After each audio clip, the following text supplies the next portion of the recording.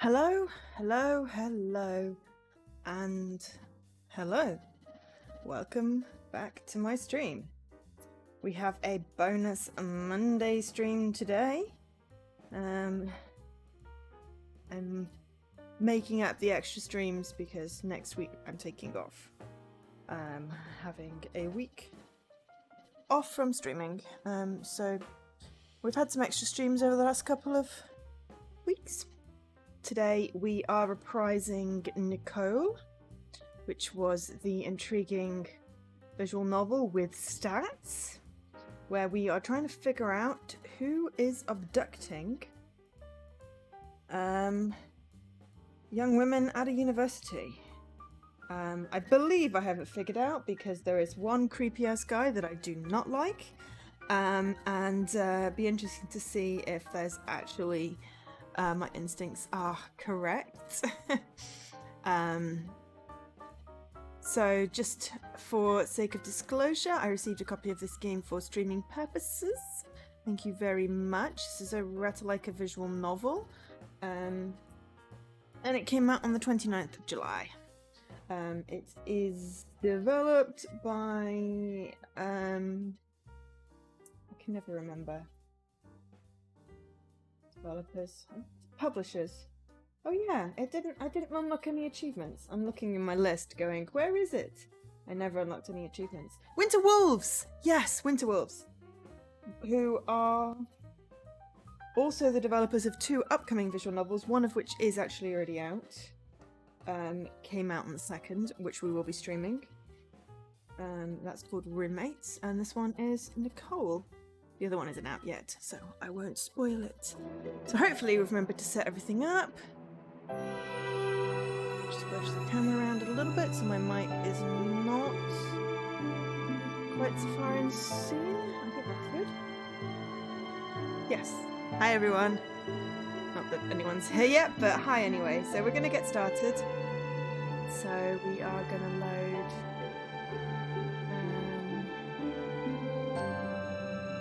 Oh yeah, I remember how much I hate their selected state. Oh, we have a Scruff. Awesome. Hi, Scruff.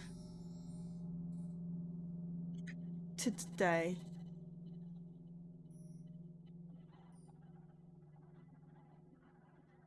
Why can we not load this? Ah, there we go. Okay, so yeah.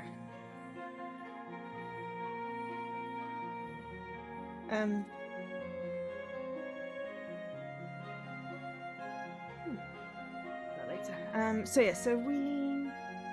Ooh, thank you for the host, Scruff. Much appreciated. Yes, so Scruff is streaming later, 11:30, so like 3.5 hours. So as he's doing a late stream today, as long as I've not got the day wrong. Please tell me I've not got the day wrong, Ross. Also, actually, my camera needs moving that way because I knocked the mic earlier. You can see part of my wall. Oh, it is a late stream. Okay, phew. Thought I got the days wrong. Yes, so streaming, I believe, Pokemon later tonight. Don't know whether we will go all the way up to 11:30, but if we do, we will raid. If we don't, we're going to host anyway.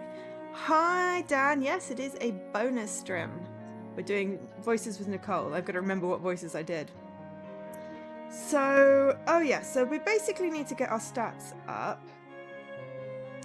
And look for clues, and they go up to 99. So as you can see, we're not very far through. Which is, you know, kind of weird. Also, we have no money, and we're waiting to get a job.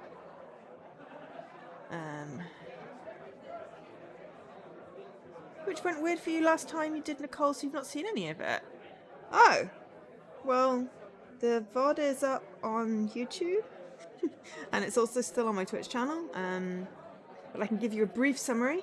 Nicole, on the stream, is a student at a university, and started at the beginning of September, so we've worked our way through a month. Found out that girls are getting abducted, so she's looking for clues, which is the top thing. She's also doing various activities, and at some point we need to get a job. We've met 4 boys who I'm assuming one of them is the abductor, because, you know, it seems weird that it would be someone we haven't met. I'm fairly certain I know who it is because one of them is very much creepy. One of them's a jerk. One of them's nice but very gruff. One of them is extremely socially inept, but is friends with her on her internet site, which is clearly Tumblr, but it's called Roller. So we've been doing classes. We're doing pre-law. We're doing lots of classes.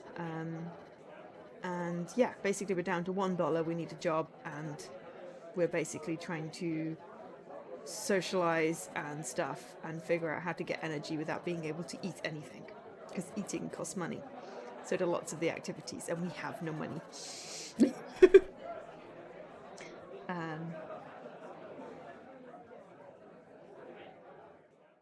So yeah, we managed to get 2 amity and lost 21 energy in the process. So yeah, so we have Kurt, Ted, Darren, and Jeff. Oh hey, we got 10% with Darren. I must have missed that increase. So Darren is the socially awkward boy that's on Roller. Jeff is the creepy one. I know it's too obvious to be the creepy one, but he didn't come off as creepy to anyone else but me. Everyone else loves him. But me personally, not Nicole, it's him. Kurt is the jock, and Ted is the guy whose dad owns a store, may also be a policeman. There's a policeman in the family somewhere there. So, yeah. We're leveling up our diligence because we want to work in the store. So, yeah. They all have the same face, just different hair. I will not disagree with you there.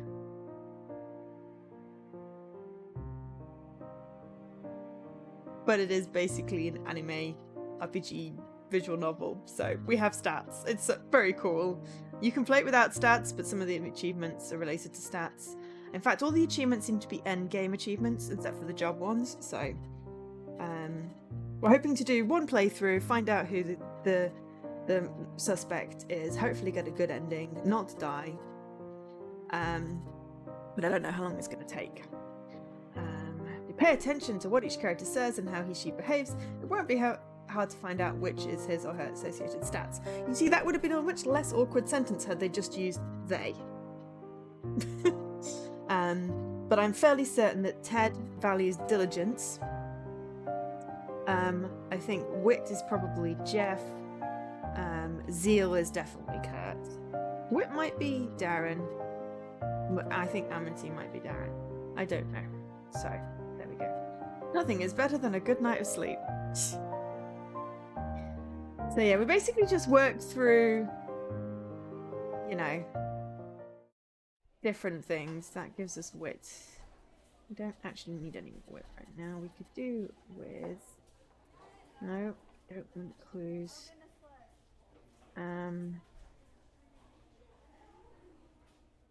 Jogging? Diligence. Diligence is good.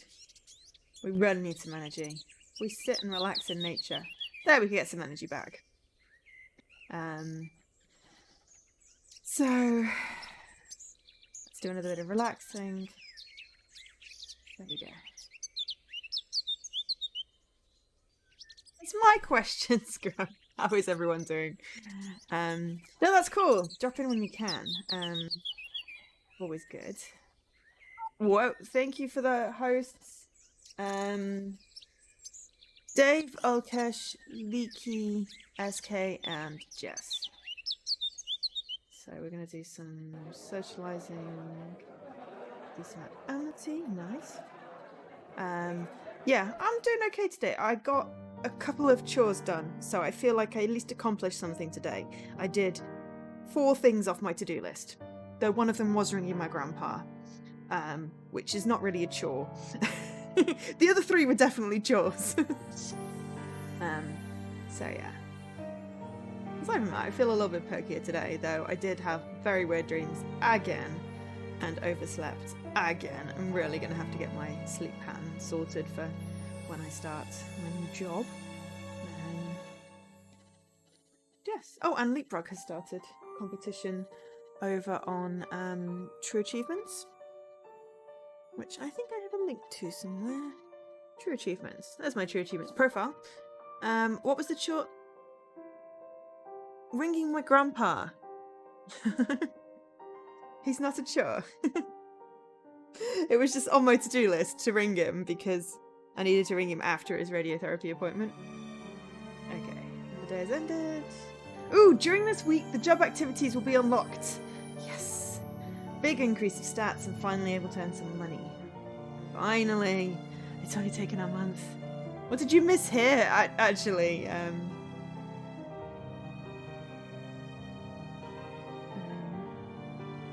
Oh, renew your grandpa. Oh. No, I renewed my insurance, not my grandpa. Oh. I rang my grandpa? I don't know. I don't think I said renew. I could have, to be fair.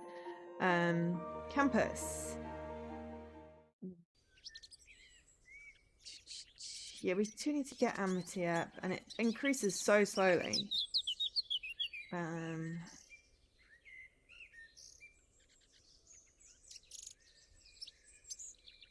Give it another. There we go. Clues up to 100.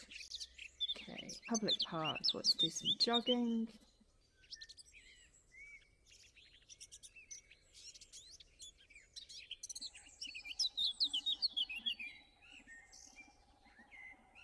South? I'm from the Midlands, mate. I'm half northern. South?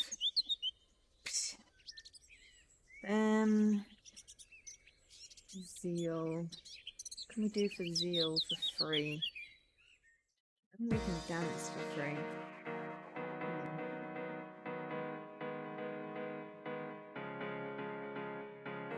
It even costs to have a bubble bath. $4. It's ridiculous. Also, the music got really funky. Let's go home and... No. I didn't want to go back. I wanted to see what Tidy gave me. A little bit of diligence. End of the day. Got 6 more diligence, 2 amity. Lost a lot of energy. We're ready to get our energy up. As soon as we have money.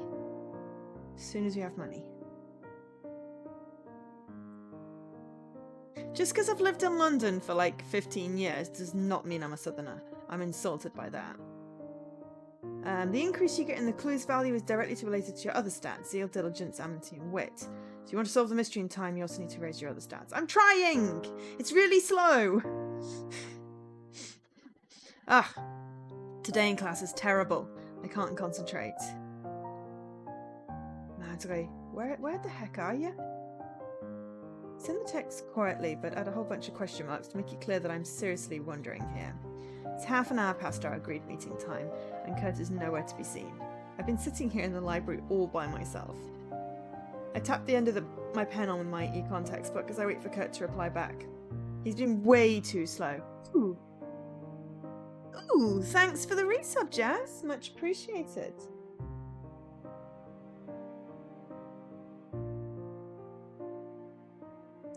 Much appreciated.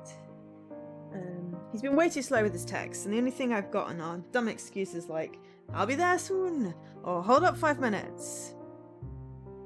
I've been holding up for like 30. I groan and put my head down on the desk.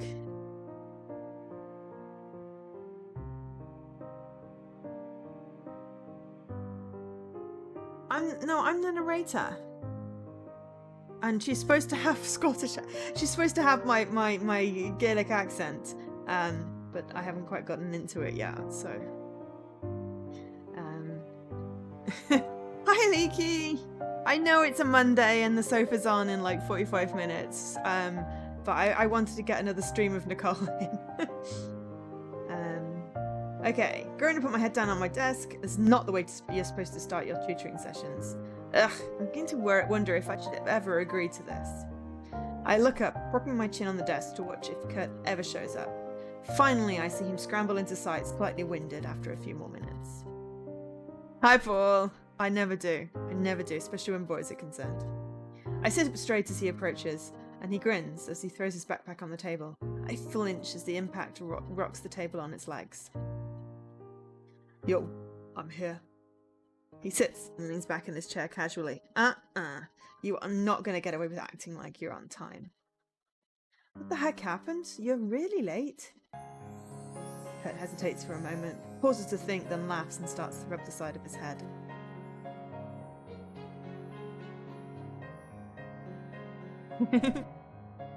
"30 minutes of silly voices is good enough." Yeah, my bad. Girl on the cheerleading team started chatting me up and we clicked so well that I figured why not ask her out. So we spent some time out in town getting to know each other and all that. And that's why you're late? Kurt nods at me and I make sure to take a deep breath before I go completely ballistic. Where do I even start? Don't you think it was a bad idea to go on a date right before they agreed to meet up? I thought about that, but this girl was mad cute. Grave. Not as cute as you, but a very close runner-up. This is the jock. Jock. Stop! I don't care. Like, come on. Madri, you obviously forgot. You obviously didn't forget, so you don't even have that excuse to ignoramus Rex. And wait to even tell me that's what you're doing. All I got were dumb, vague reasons. Hey, that hurts. No, she sounds Scottish all the time. I just had to get into it. Your work for tonight is done, but you have to stay till midnight. Bloody hell. Well, if you've got enough data, then, you know, I'm on till, you know, sometime, and then Ross is streaming later. Hey, that hurts. Kurt sorely feigns nursing a wound on his chest. Oh wait, I know where you're really upset. You're just jealous that it wasn't you I was taking out on a date. I can't even say that with a straight face. Kurt winks at me and I'm about ready to pull him close and vomit on his face. Gross, no, not in a million years. I'd rather eat a bug or something. Look, this is our first time meeting, so whatever, I guess it's fine that you're late. But can you take this more seriously? Yeah. That waves me off with an unconcerned shrug. I got you. No worries. The way he says that just makes me worry even more. I mean it, Madri. That means showing up on time from now on, okay? Whatever, Mom. Don't call me that. Fine, whatever, Dad. I choke back a laugh, forgetting myself. If anyone else had said that, I'd be laughing so hard, but oh god, Kurt, I can't believe I found one of his stupid jokes funny. Noticing this, Kurt's eyes light up and he cocks a brow as if waiting for my admission to his superior sense of humour. Oh, okay, fine, that one was actually funny. Score. Kurt folds his hands behind his head and leans back smugly on the back legs of his chair, rocking back and forth. I am so tempted to reach out with my foot and push him over. Do it! Anyway, can we finally... Craig, I'm in the middle of doing my voices. Can we finally get started? You got it, Coach. First Mum, now Coach. Kurt shrugs as I shoot him a puzzled glance. You're basically like my football coach, but for econ, right? Same. I can only shrug back and accept his analogy. I'm gonna get a headache if I try and figure out what the heck's going on inside Kurt's brain. I hope we get paid for this. We get started with the tutoring session. I'm pretty optimistic about it. I show Kurt a few problems from the book, start explaining them, and we rinse and repeat as we work our way through the first chapter. Yeah, it's stuff from the past test, but it doesn't hurt to review. If Kurt doesn't get this, everything else in the book is going to kill him. I want to make sure he's solid with this. However, along the way, my expectations about how much progress we're going to make gets lower and lower. I honestly do believe Kurt can do this. The material isn't that hard, but... Okay, so you just study where the supply and demand curves intersect, and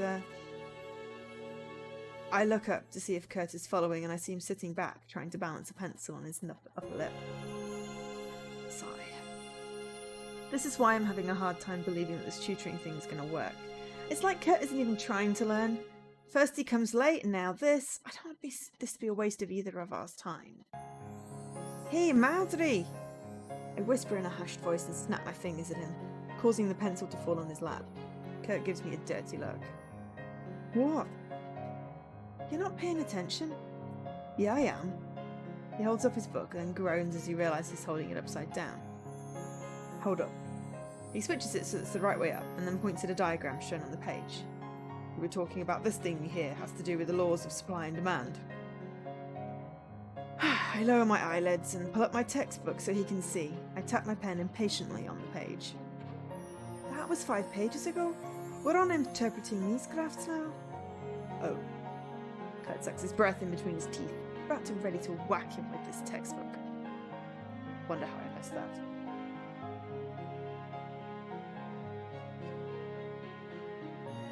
I guess it's partially my fault for not checking more regularly, but was it really so wrong to assume he'd be listening to me? No, but maybe he has, attention deficit of some kind. And that's why he's not picking it up, because you're not teaching it the right way? I cross my arms and furrow my brow, attempting to peer all business. I realize I'm psychoanalyzing this game, which is weird, but hey, I get into the story. I'm going to go if you keep this up. Hey, what? You can't just leave. It's not like I'm doing it to be mean, but you're not listening to me, so what's the point in me staying here when all you're doing is wasting my time? I lower my voice since I'm on the verge of shouting right now. Even if Kurt's driving me crazy, it'd be really embarrassing if I got the two of us kicked out of the library for being too loud. Kurt wearily combs a hair through his hand? A hand through his hair, pulling it back. He exhales slowly as he does this. Look, I'm sorry. Okay, it's just really hard for me to understand this stuff. I can't keep up. Whenever I don't get something, I zone out. I get it. You could have told me that was the problem. It's not like I can't handle it. I figured I could catch up when you started going on to new stuff. Ain't nothing. Does he seriously think I'm going to buy that? Save the macho act for the cheerleaders, Madri. If you don't get something, it's only going to make understanding the rest that much harder. Fess up, where did I lose you? I get what supply and demand are, but I don't get how to apply it. Then you start talking about equilibrium price and you completely lose me. Oh, okay, let's start with applying the stuff in a way that you get. I say that. The problem is that I'm not sure how I'm supposed to explain this in a way that Kurt will understand. I thought I was already doing it in a very simple way. How am I going to make it even simpler? Now, it's not about making it simpler. It's about relating it to stuff that he has knowledge of. Make it about football. He's a footballer. Or any kind of sport. It's just about finding the right way to tap into what he already knows. It's probably going to do that, but I'm just saying this before it does it, that I thought of first. Wait. There we go! Maybe I don't have to! As long as it's something Kurt already gets, then maybe it'll help him make some connections. Perfect. I think I know just what to use too. Help me out here. Isn't there something where you pretend to be a football coach and you draft actual football players online to make your super dream team? You talking about fantasy football. There we go, and you had some dumb name like that. Do you play that? I know how to, but I thought we were talking about economics here. Great. Why the sudden change of topic? It'll help, trust me. Alright, so let's say the two of us are coaches. Obviously we're going to want to draft the best team possible, right? Duh. Of course, no point in playing if you're not aiming to go all the way. Goes for everything if you catch my drift. You stop that! Hey, all I'm saying is if there's grass on the field, might as well play some... Anyway, hastily stopped Kurt before he can utter another stupidly perverse thing. The music reminds you of the opening of Forrest Gump. Interesting. I'm enjoying the music. I like it when there's music playing on these things. Ooh. Oh, little ghosty. Hi, little ghosty. Little ghosty shared with bits. Thank you. I'm just going to go thank you, little ghosty, because it's anonymous.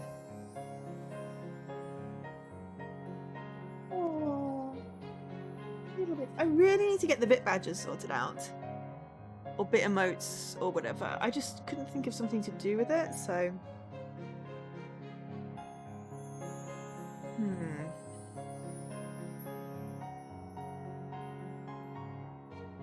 I'll have to have a look. Maybe I can do something funky. With wings or something like that. Oh, thank you! I forget to hydrate when I'm talking.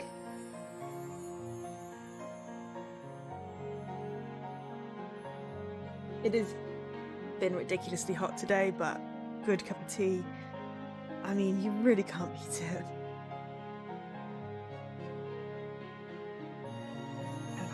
There we go, Leaky. Hydrated. Right. Let's just stick with making our offense for now. This means we're going to want a quarterback, like you and wide receivers, right? Yeah, there are usually 2 or 3 of them. They're the only guys who can catch a pass when... Yeah, whatever, details. So we need a quarterback, 2 wide receivers, and crap, I know there's another special position on the fence. My dad said he's the guy who the quarterback hands the ball off to sometimes. What is it? Alright, I remember. Lineback, cornerback, running back. Oh! Anyone know football? Like, American football? You're wearing a 2 warm check shirts. Well, that's just silly.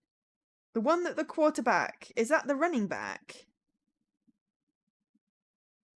Because I thought it was a linebacker. Is that the running back, the one the quarterback hands the ball to? Also, hi Jesse, are you answering yes to you know American football or yes to running back? Running back! Thank you! Okay, let's just check it's selected because the selecting thing is yellow, which is just weird. We'll need running backs, that's right, yeah? Nice, that's it. J-Team! Yes! We got +5 for football knowledge! I don't know why I'm getting excited about that. Don't like this guy. Oh dear. I can tell Kurt didn't expect me to know that. A jerk. He's obviously impressed. There are usually 2 running backs on field, and there are 2 kinds. Tall, big guys called fullbacks, and faster guys called halfbacks. And you're fullback. You're a halfback. The ones used usually depend on the play. How do you know about that, Grove? I asked chat. My dad's a football guy. He watches it sometimes when I come to visit him, and I must have picked a little of it up. But look at you. See, it's obvious you can learn stuff if you care to try, and if you care enough to try. Kurt scoffs at me, but he does look pleased with the compliments. Alright, back to what we were saying. We'll need a quarterback, 2 running backs, and let's say 3 wide receivers for our offense. Now, there's only a limited amount of players for each position, right? In the 30s for quarterbacks, 40s for running backs, and 70s for wide receivers. Something around that. That's our supply. It's how much of whatever we want is available to us. So the supply of quarterbacks is only around 30, see? Our demand is how much of what we want of whatever it is. It's kind of tricky to determine demand, but if there's a really good quarterback up for grabs, for example, he'd probably have a huge demand.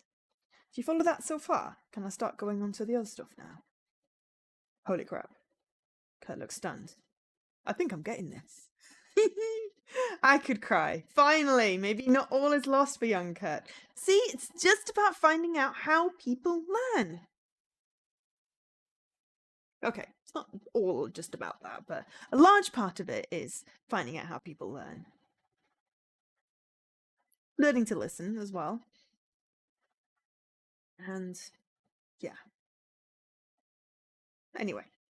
Now that Kurt is finally getting a grasp on the material, it's not that hard to go over the rest of the chapter. All I have to do is bring it back to football, and he's suddenly getting it. I don't want to say one-track mind. If I knew it would be that simple, I would have used a football analogy from the start. And we're done with the chapter. I turn the page in my textbook to see a whole summary. And the start of the chapter questions. That took a little longer than I thought it would, but we did it. Woohoo! So do you still have any questions? Like, anything we need to go over again? Kurt takes a moment to ponder this, but eventually... Hi, Miss Corners! Popcorn. He shakes his head proudly. No, I think I get everything. He gave us questions to do in the back of the book, right? Should I do those? Some of them. Hold on, let me see. I tried to remember which questions I found the most useful and the most relevant to what we were tested on. Kurt scribbles down the question numbers as I list them off, appearing like a student for once. Got it. I'll try to do those on my own. He turns to look out the library window. Damn, it got late fast. I have to get something to eat. Kurt looks at me, and I can already guess what's going to come out of his mouth. Either a proposal, a dirty joke, or a 2-for-1 special. How about it, Grave? Want me to treat you to dinner? Hell, free food? At this point, I'm going to take free food. Because I have $1. And I'm hungry. I don't think I've eaten in, like, weeks.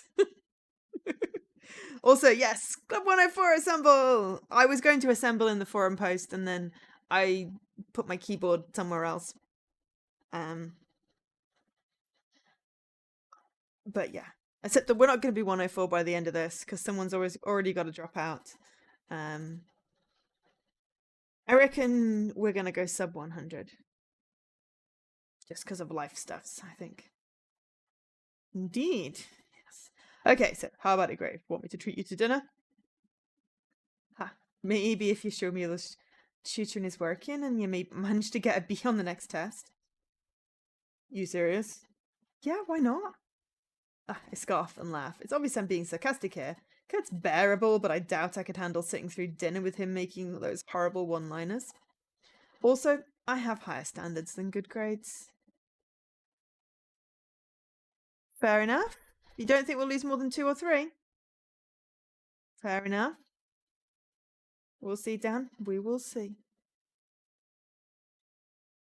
I have it all on video. Alright, I'm going to hold you to that. Kurt starts to pack away his things, as if the faster he leaves, the less time I have to take back what I said. I wasn't being serious. Too late. If I'm going to be on the next test, you'll have to go to dinner with me. Padre! I break the library's sacred rule and accidentally yell. All eyes move to me after my outburst, and I sit in embarrassment, covering my mouth. Kurt snickers silently at me before making a quiet getaway, complete with a 2-fingered salute over his brow. He mouths something at me before he leaves. See you next time, Grove. Man, he got me. Again! How do I let this keep happening to me? I sigh as I begin to put my stuff back in my bag. Well, I guess it's not all that bad. If this is what motivates him to do his best on the test, then so be it. I'll just have to take one for our football team. When all my stuff's properly put away, I sling my bag over my shoulder and head out. I tap the roller app on my phone and get to work on a text post. After everything that happened, I seriously need to vent. Tutored some guy from my class today. I talk it out under my breath as I think about how to continue. I think it went better than expected. If law doesn't work out, pretty sure I can make it big in the football coaching business. Right. Okay, so, can we get a job yet? We have no money. Okay, so I don't think we have a diligence thing that we can do.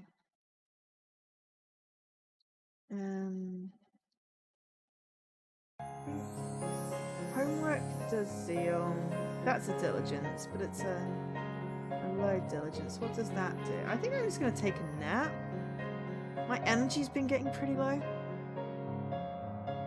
Well, I mean, 5 people puts a sub 100. Okay, so we're now 10% with all the unsuspicious boys and 0% with the suspicious boy. I'm happy with that. Okay, so after a month we can shop online and buy gifts. That's great. We still have no money. Oh dear. Chandra isn't back when I get back to our room. I'm actually kind of grateful since the day has got me beat. Nap time. I shrug my shoulder bag onto the floor, kick off my shoes, and fall face first onto my mattress. It's so comfy. I really need this. I drift off, hugging my pillow under my chin, and it's like nothing can ruin this for me. It's never that easy, though. I groan as my phone starts buzzing in my pocket. I was so tired that I didn't bother taking it out. Grumbling with my face still in my pillow, I dig in my pocket for the phone. I'm gonna kill them. I look at the caller ID with squinted eyes. Oh, just kidding. It's my mum. I sigh as I debate if I should answer or not. On one hand, I have a good excuse. I was taking a nap. On the other hand, my mum probably won't care. Ugh. I answer the call and place the phone to my ear. Hello? I roll over onto my back and look at the ceiling. Oh, so you actually did remember you had a mum. Dear Marin, single working mother of 2 who never lets me forget. I love her, don't get me wrong, but the woman is a world-class nagger. Hi, Mum, how are you? Okay, I've gone a little Welsh today. Gary, if you're in the stream at any point, please don't be offended. This is not intentional. My voice is a low, unenthusiastic drone. I just got home from the band booster meeting. You will not believe how expensive these new uniforms are going to be. It's just outrageous. Aren't there, like, fundraisers for that? Not enough, apparently. They want us to sell cookie dough now. Who do you think they are? Who do they think we are? Mrs. Plains? I hear my mum groan into the telephone receiver as she finishes complaining. How are you? Caleb already misses you, by the way. Don't tell him I told you. Aw. I sit up and cradle the phone to my face. I was always close to my little brother Caleb. Thankfully, we didn't have the typical brother-sister relationship where he annoyed the heck out of me. I actually miss him a whole bunch right now. Tell him I miss him too. And I'm doing fine. Classes are different. Like, there's no homework. Pretty weird. I told you that would happen when you entered college, honey. It's going to be much different from here on out.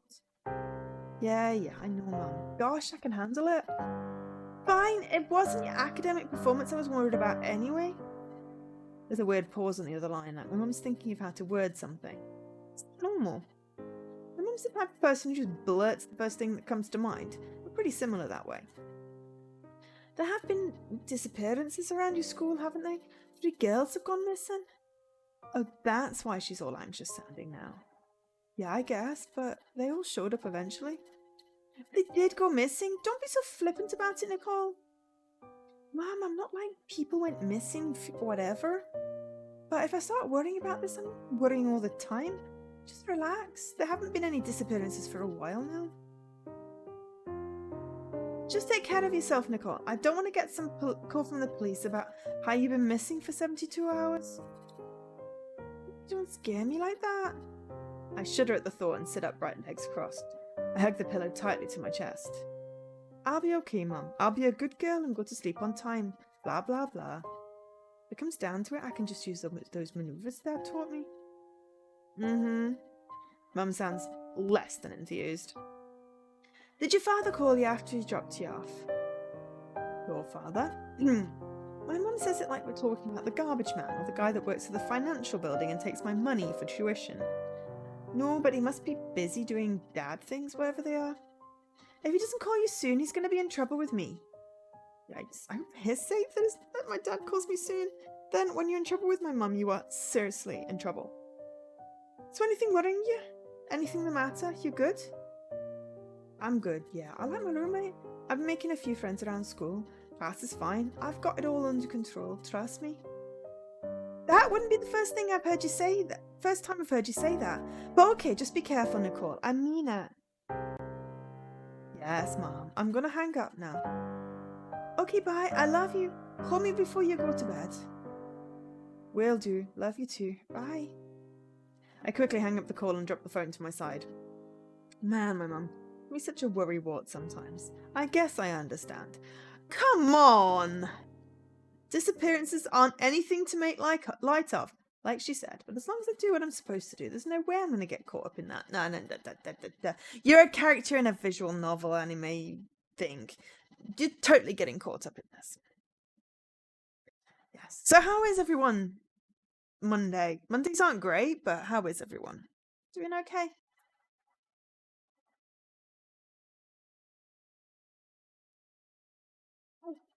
Hydrate while we're waiting.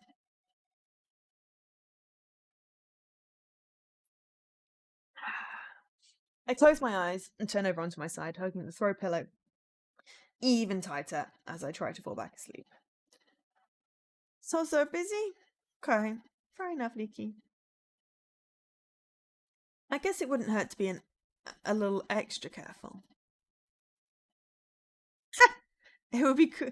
It would be cool if the disappearances had absolutely no impact on her or the game. I mean, it's literally the premise of the game is that we potentially end up dating the abductor and we can figure out who it is. So, I mean, it would be cool, but also, yeah, kind of weird.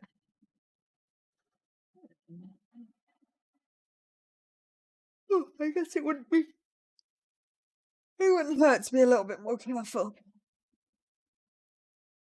Why can we not get a jog yet? Let's do some jogging. Oh, hey, but our energy came back up. Okay, and then I guess cafeteria, socialize, and then ends the day. 10 possible endings, 4 normal romance endings with the 4 dateable characters, 4 special endings with them if you solve the mystery, and a lone ending if you don't romance anyone, and a bad ending if you investigate the mystery but don't have anyone who can help you in the final scene. Okay. I'm not particularly wanting to romance anyone, but it'd be nice to solve the mystery with them.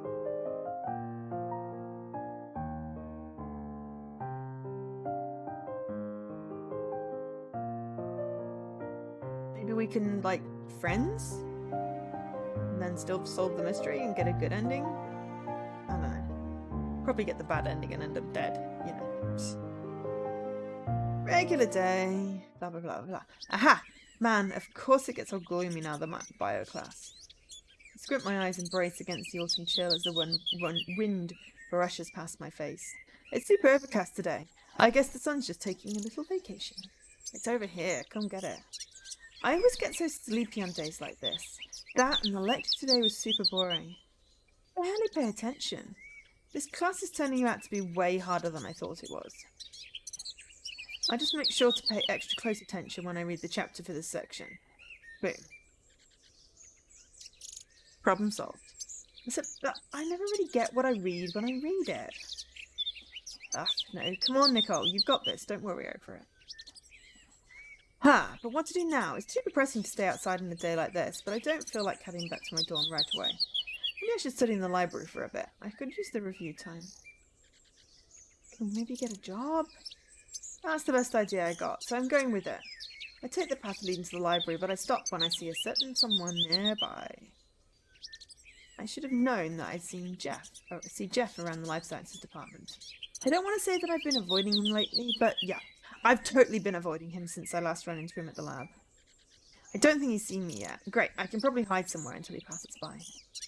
Unfortunately for me, Jeff turns and catches me on the spot, then makes a face like that's exactly what he was trying to do. Oh no, he can't be looking for me, can he? Nicole, I've been looking everywhere for you. Can't even run or hide because that'll look totally obvious. The way Jeff comes over towards me really creeps me out. He looks normal with his friendly smile and a hand over his head, but when you know what I know, and you know that's anything but normal for Jeff. Oh, Jeff. Hi?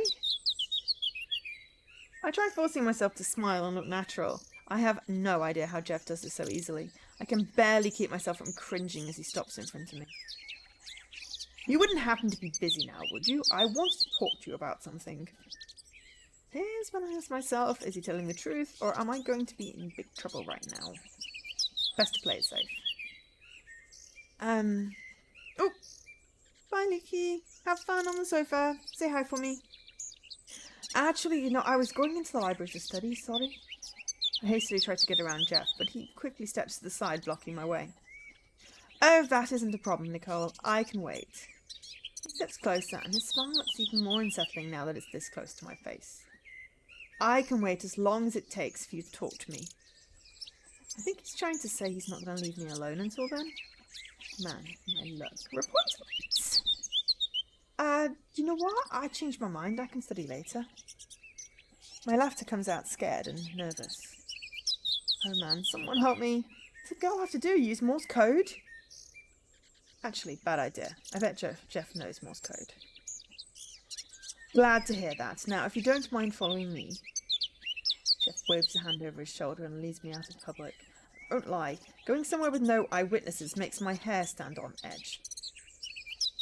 Once we've walked a good deal away and the people around us thin out into an occasional passerby, Jeff lets out a huge, tired sigh. Yuck, exhausting. He tilts his head from side to side, stretching out any kinks in his neck. Forcing yourself to speak such drivel becomes exhausting like you wouldn't believe.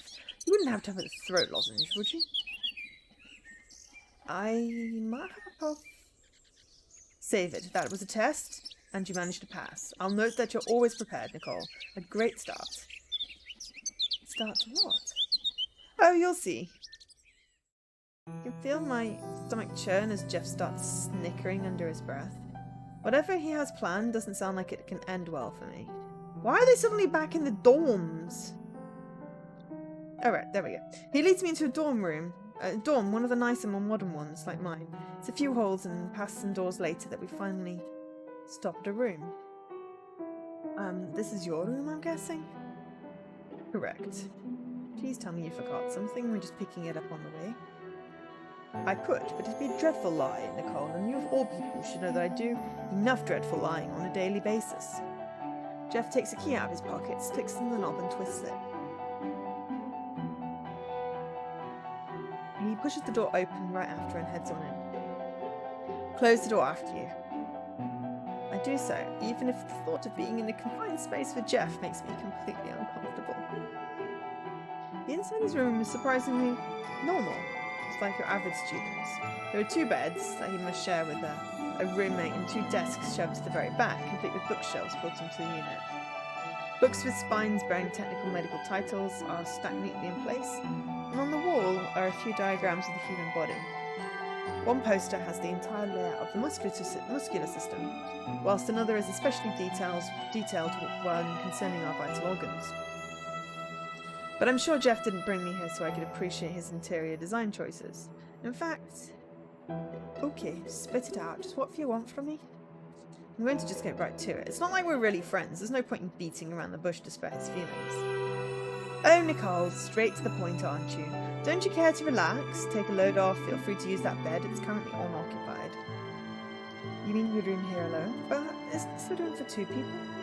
It is, yes, but my previous roommates had something come up, shall we say.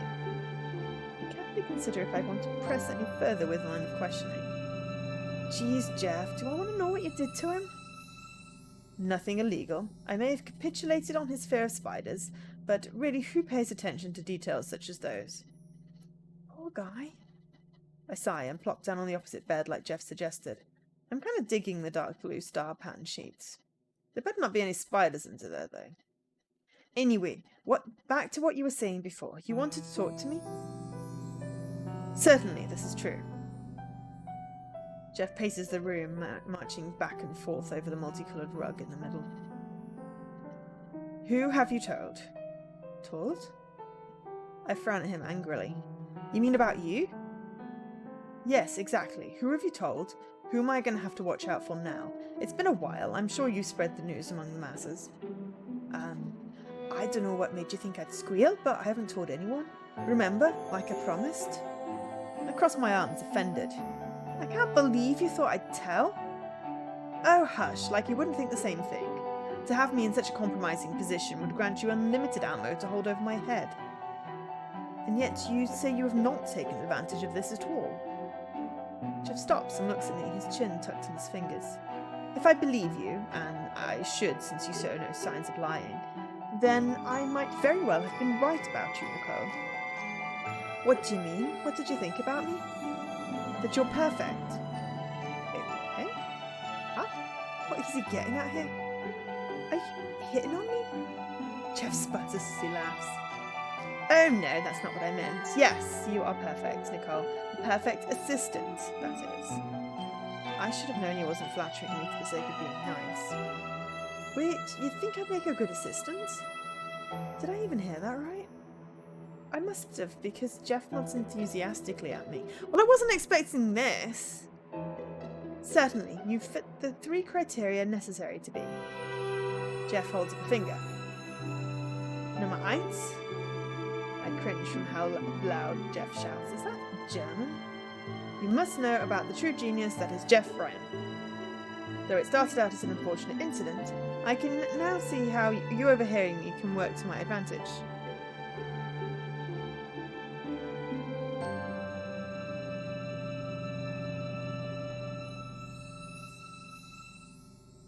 Oh, one failed to even sign up. Well, one person said that they would have been able to earn any achievements next weekend. So that's definitely 2.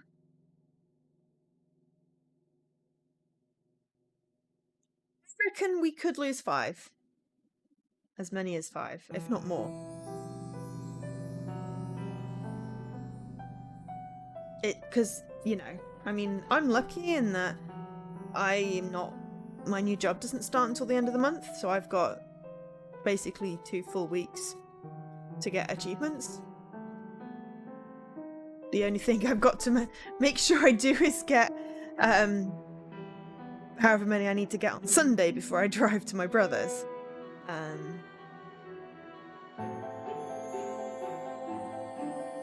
Oh, you can still sign up now? Well, you better poke them then, Dan. Or Mr. Corners.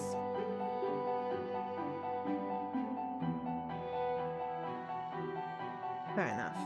But yeah, no, it's just this Sunday I have to make sure I get however many we're on. What'll it be? 7?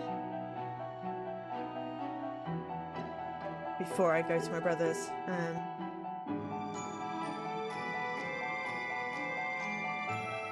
I should be able to. If I can get to the end of a story in Nicole, then I can leave the rest of these achievements to sort of whiz through while unpacking in the morning. But anyway, that's beside the point. Let's carry on with the story. What?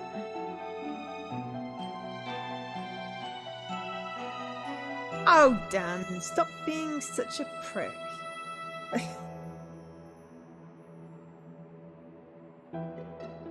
Jeff holds up 2 fingers now, and I quickly cover up my ears.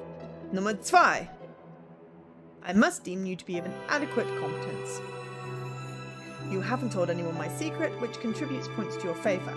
I also believe you possess above average intelligence, if not higher. Thank you, I think? Sounds like the closest I'm ever going to get to a compliment from Jeff. And what's number 3? Jeff's lower jaw hangs slack as I stop him from shouting for the last time. He raises his eyebrows, impressed. Ahem, I was getting to that. Number 3, you must be obedient to each and everything that I say. Well, off, mate. Whoa, let's stop him while we're ahead, shall we?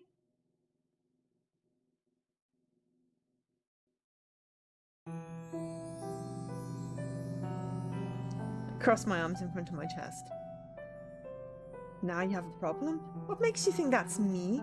I'm not listening to you just because you tell me to. Oh, I think you will, Nicole. Jeff buffs his nails against his shirt and brings them up to observe his handiwork. Remember what I said about influencing Garva? It works both ways. It'd take as much of a snap of my fingers to have him fawning all over you like his favourite student. It's quite feasible for me. Well, aren't you awfully sure of yourself? Though maybe he has a good reason to be. Ugh, I hate how tempting this idea is. If Jeff gets me on Garva's good side, that could mean an easy ride to an A for this class. Hang on, I've just realised there's 4 endings, 4 romance endings, and 4 endings if you solve the mystery with them. Maybe he's not the abductor. Maybe neither of the 4 are. And it's like one of the teachers or football coach or something. Maybe it's random. No, that doesn't make sense. It's not going to be random.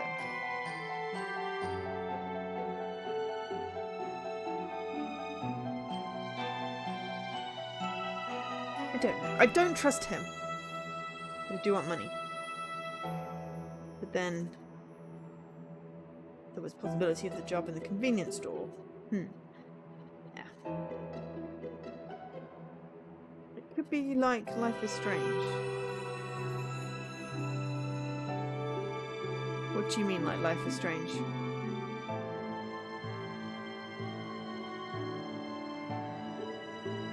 And what's higher than above average? Well, above average, it's above average. Or higher than above average. If Jeff gets me on... then maybe he has a good reason to be. I hate how tempting this idea is. If Jeff gets me on Garva's good side, that could mean an easy ride to an A for this class. I can see you're unsure about this. So what if I metaphorically sweetened the deal for you? If you're interested, I could work my connections and find a part-time position for you here at the lab. Mind you, you'd most likely be the cleaning lady, but as they say, money talks, no? It certainly does. I can't help it. Gil wants to make bank. You could really do that? Bark like a dog and I'll consider it. Can I kick him in the balls yet? Hey! You're the one who wanted to sweeten the deal? I was, but now I decided to make you bark like a dog as well. I'm kidding, by the way. I groan, nearly falling to the floor in relief.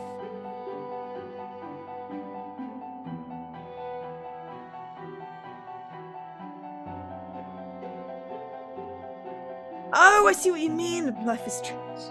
Yes. Yeah.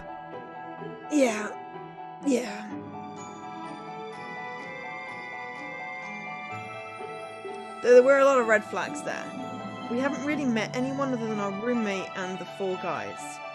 So, we don't really have anyone that it could be yet, unless it's him. I really think it's him, but we'll see. At least in Life is Strange we met the teacher.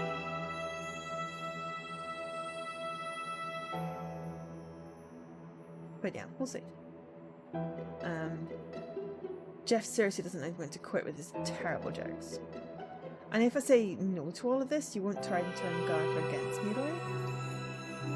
Too much effort for something so vindictive. I'd only do so the moment my secrets spill from your lips. Just checking. I sigh as I feel the foundation of my defences crumbling. Sorry. I know I should be thinking harder about this, but getting a little more info wouldn't hurt first. So what would I have to assist you in anyway? Jeff grins eagerly as he sees I'm interested in proposition. I'm not, but it's not giving me a choice yet. The full explanation would be much more interesting, worthy story, but alas, I shall keep it brief. I am what you would call a modern-day alchemist. I mouthed that last words to myself slowly. An alchemist is like one of those science guys who turn lead into gold, right? Jeff plants his palm against his forehead. Again with the simplification of such scientific marvels. At least now I can finally yell at you for it. Yes, turning lead into gold is one of the feats of alchemy, but there's so much more. With transmutation, the opportunities are limitless. You can create anything you desire. And you see, I'm aiming for one goal in particular. This is what I need your assistance on. Jeff drops a really haunty shoulders back, arms out. I'm thinking like immortality is usually what alchemy is about. Now take a guess. What do you think my goal is, my would-be assistant? Why do I have to guess? Do it or you're no fun. Hey, I'm plenty fun. Ugh, why am I even arguing this? Fine, I'll play along. You want to make something, you want to break something, you want to change something. Well, transmutation is a changey thing.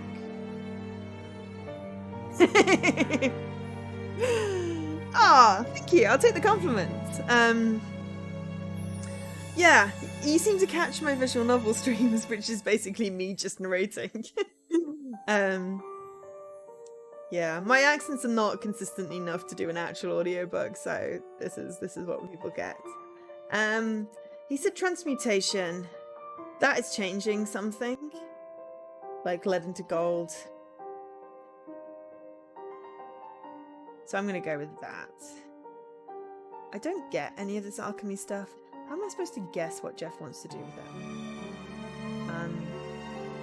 Do you want to do something like turning lead to gold? I mean, that's what alchemists do, right? As a second career. Well, I have sort of done a couple of auditions for voiceovers, but I haven't got any experience on it, so it's been shot in the dark type thing. But it would be cool. I'll stick with my day job for now. It pays the bills, which unfortunately is what I need to do. Okay. Jeff begrudgingly nods his head. I suppose, but that's already been done, and I already do that with chemicals in the lab. Transforming one substance to another tends to get stale after a few dozen times. No, what I aim to do is much more noble. I aim to create a potion of which the world has never seen before. Really, Nicole, I thought you would have figured that out with a bit of thought. Well, okay, fine, I was going to go with create. He makes it sound like it was so obvious. I told him before that I'm not much of a science person. But I guess he's right when he says it wasn't too hard to figure out. So, all I'd have to do is what exactly? It's simple. All you must do is assist me in finding the necessary ingredients I need to finish my potion. I just realised the music is probably a little loud. You turn it down a bit. Okay, and necessary ingredients. Then that you're never going to tell me the purpose of? All in due time. All will be revealed in due time. It's a good deal, in my oh-so-biased opinion. Just think, help me find a few measly ingredients and you can have Garva eating out the palm of your hand. Jeff extends his hand and flashes me a charmingly, obviously practiced smile. I hesitate, eyeing his hand like it's infested with the plague. Yes, I'm getting fetch quests to go with my stat boosting. And when we find all of the ingredients, then you'll hold up your part of the deal, right? You have my word, which isn't much considering, but I'm afraid it's all you have for now. He's right when I don't say I don't have much to go off of, but it doesn't sound too hard. Admittedly, and if it's to get an A... Okay, I'm in. What choice in this? But you better keep to your words. Take his hand and squeeze it firmly, almost to the point where it must have been painful. Jeff's hand simply remains in mine passively. He never squeezes back. Instead, he only smiles deviously. When I promise to do something, I do it, Nicole. You will see that I truly am a man of my word. Hey, Dan, I shall hydrate. When I mean it.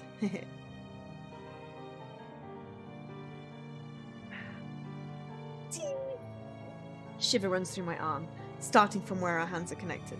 I immediately let go and bring mine back to my chest. Just what have I gotten myself into now? Anyway, from this moment on, you are now my assistant, and I will refer to you as such. So get out. Jeff points at his door. I will now begin with a few rounds of experimental synthesis, and knowing what myself is, allows an atelier Jeff during so. Stare and amused at him. And that is? The name of the room in which you stand, of course. This is the workshop where I perform the majority of my experiments, though I do use Garva's laboratory if needed. I shake my head before turning to the door. Geez, I'm surprised you haven't got in trouble with the resident advisor yet. Oh, I have. As I shoot a questioning look over my shoulder, Jeff simply shrugs and grins. I came up with a way to take care of it. Yeah, I'm definitely not going to ask about that one. Congratulations, you've gained access to a new job, laboratory assistant, and I get a bleep bloop. Okay, so money, I guess. Do we have an option to... We don't even have an option to go to the lab. So... Zeal. Don't actually know what would give me zeal. Movie night costs, we have no. Did that.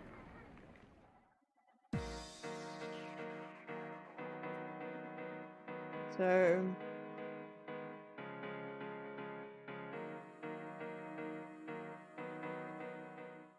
I guess we'll do some homework.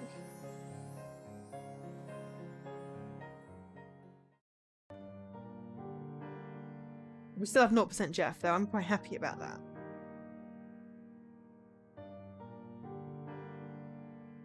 Doing tech class is terrible. I can't concentrate. Ugh, sucks.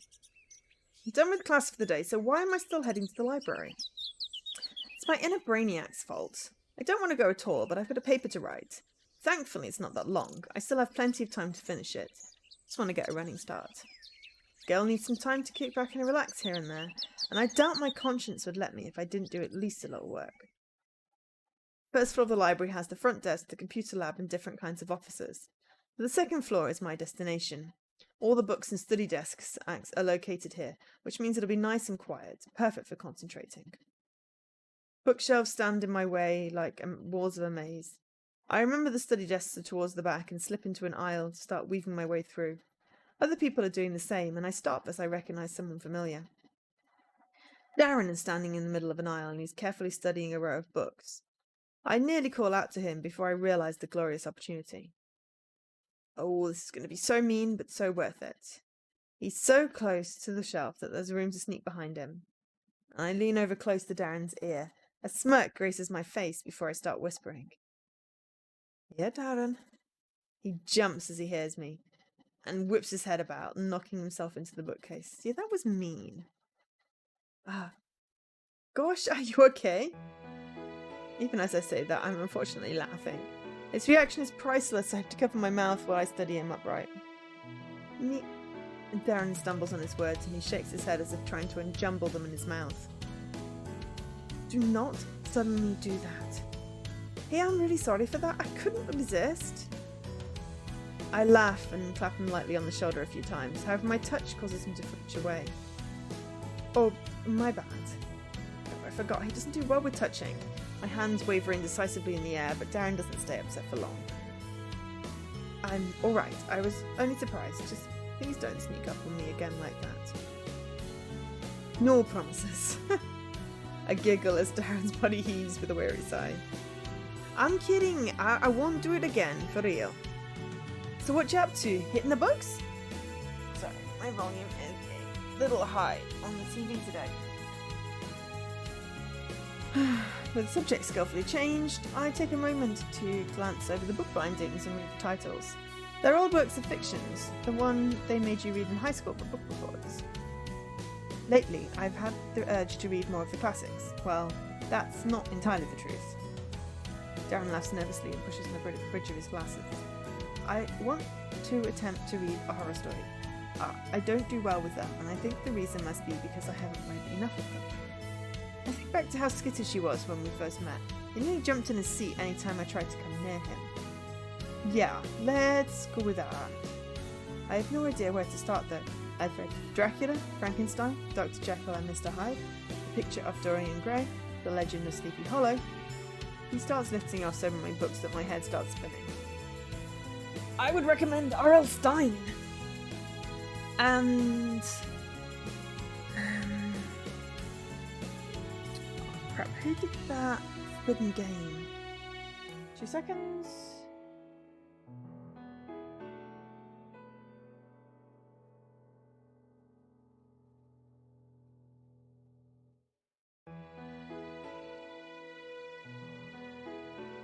L.J. Smith.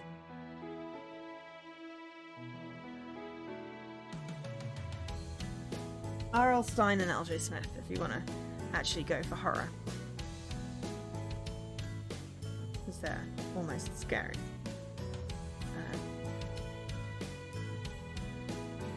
I don't know if I've read all the books that he's listed. I don't know if I find books horroring. Scary. That's the word I want. I don't know if I would find books scary. It's not the same as like a creepy movie. Wasn't that The Scientologist? Which one? R.L. Stine or L.J. Smith? Because they're both like teen book authors that did some horror series. R.L. Stine's fairly, popular, being as they made a movie where Jack Black played him.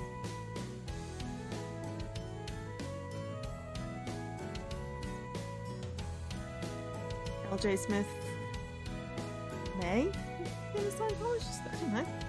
Fairly certain she wrote the Vampire Diaries. But also did this horror series called The Forbidden Game, which is quite creepy. Anyway, he starts listing off so many books that my head starts spinning. Whoa, I thought you said you hadn't read that many? No, I think I said that I haven't read enough of them. There must be something more I have missed, though I was barely able to handle the others. So you're looking for something you haven't read, and something more intense? Ah, hey, I've got just the ticket. Ever heard of rock wasps? Oh yeah, L.J. Smith's a woman. You're thinking of a man. Well, I mean, it's not like Smith is an uncommon surname. Rock wasps. Oh god, that reminds me of a book I read. The Wasp Factory. There's an author that has two versions of his name and writes one sci-fi and one like normal fic / horror. And I was thinking I was reading Alkesh has a suggestion. I don't know if I've heard of them. Yes, because that's clearly L.J. Smith. It's one letter the same. Yes, Ian Banks and Ian M. Banks. Thank you. I couldn't remember his name. Yeah, so I read The Wasp Factory thinking it was a sci-fi novel. It was not. That was possibly the most disturbing book I've ever read. But then I really don't like wasps. And I never did bring myself to read any more of his books after that. Oh dear. But I'm guessing rock wasps is not the same thing. I can't say that I have. Who is the author? No, it's not a book. It's sort of a web series. Like it's hard to explain, but think of it as a bunch of creepy stories all together. Ah, I see. So it's online. My technological expertise ends outside of roller, but I should be able to figure it out. Yes, I managed to pick the one book that was really freaking creepy and ruined like his entire back catalogue for me. Yeah, it was just... I think it's just because of the wasps. I can't even remember really what it was about, but I remember I did read the whole thing and it was just kind of a little bit creepy. At some point I may see if one of his books ever goes on sale on like Kindle or something. But yeah. I do that though. That's probably why I read it. Because it was the first one. Because I do that. I'm really weird. It's like Assassin's Creed. And Assassin's Creed 2 was out. And I think I was like, no, I have to play the first one first. Which, to be fair, I did actually enjoy. Less the flag collecting, but actually I enjoyed the story. So I like starting at the beginning. And when a new book in a series comes out, I will reread the entire series. It's really weird, but I read really quickly, so it's less of a problem. And now I want to Google rock wasps to see if it's actually a thing.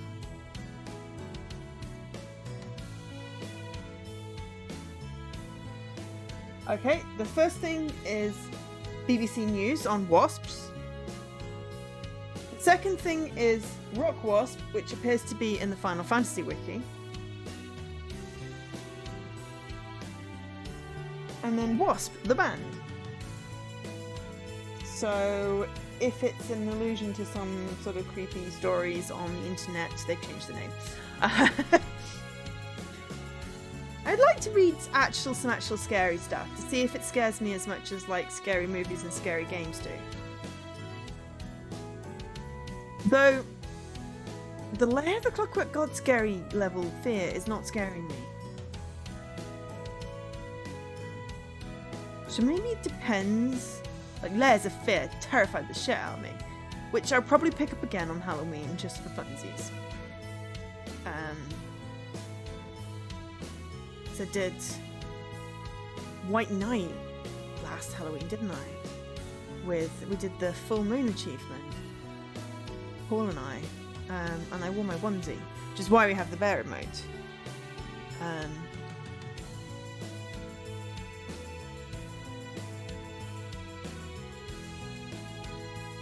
Anyway, if anyone knows what the Scary Story collection is that has a similar name to Rock Wasps, do please let me know, because I'd be interested in seeing if I'm actually scared by the stuff. But I think I'm just going to take a quick pause because I need some more tea. I'll be right back. Have some jaunty music.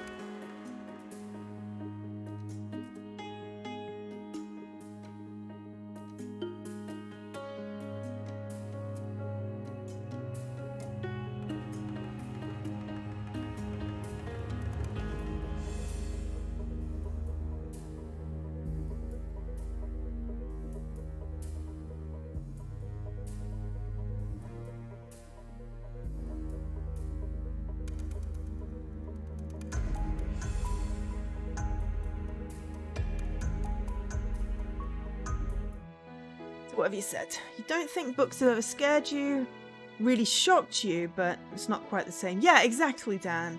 Exactly. I read something which had a scene which squicked me out. It was a delicatessen, that chapter of The Walking Dead that I don't like, type bit. And I'm not a fan of that in anything. And I didn't really like reading it.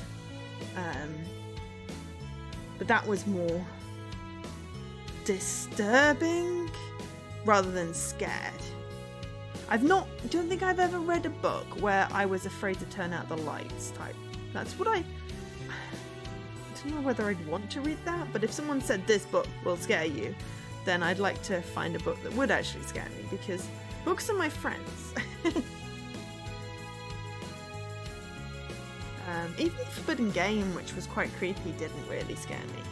I mean, it was written for teenagers, but still. Okay. No worries, I've got you covered. We can check it out on my laptop. It's fine. Dan blurts his words out so fast that I reel back in surprise. He notices this, bites his lip, and pauses like he always does when he's thinking of what to say next. Yeah, we don't need people, we have books. Exactly, Dan! Books are my friends. I have a whole bunch on my phone, and I've got like several bookcases full of actual ones, including one in my room now. I'm so pleased with my lockdown bookcase. Books are just so exciting. They're like video games, but quick. And someone plays the story for you. I don't know if we share the same taste in books, but if you've got any recommendations, I'm always up for reading new stuff. Or if you know an Ian M. Banks book that's good and not gonna like confuse the bejesus out of me, then you know. Alright, I mean, I wouldn't want to impose on you. Oh no! You don't make time for it. I always read when I go to bed. And sometimes I read during my lunch break, depending on how much time I've spent cooking. Because it's a good way to take a break for the day from like screens, you know, look at another screen. So I always try and make time for reading.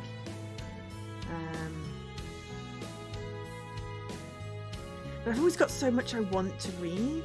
I'll be reading a book and then I'll be thinking about another series that I want to read, and then I'll read that and there'll be another series and I'll be like, oh, well, there's a new book out in that show, I should read that series. And then it's like, and this is why I don't go to bed until 3 in the morning.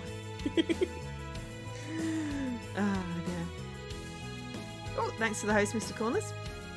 You don't have the time. Well, I mean, it is really about making time to read. I used to read on my commute, so I had to try and make time since lockdown because I don't have the commute anymore.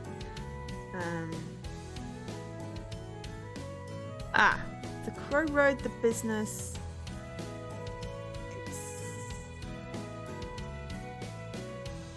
It's Espedaire Street.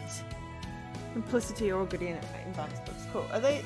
That's the non-sci-fi ones, right? I'm just taking a screenshot of that, so I've got that saved for later. So they don't sound like sci-fi books. Maybe they do. But yeah, I'll check them out. See what they've got on Kindle. I mean, it's not like I don't have a huge backlog of books, but sometimes I'm scrolling through my list of books and looking at my shelves going, I don't know what to read, I don't know what to read. I have too many books. Not enough time. But yes, anyway, I mean, I wouldn't want to impose on you.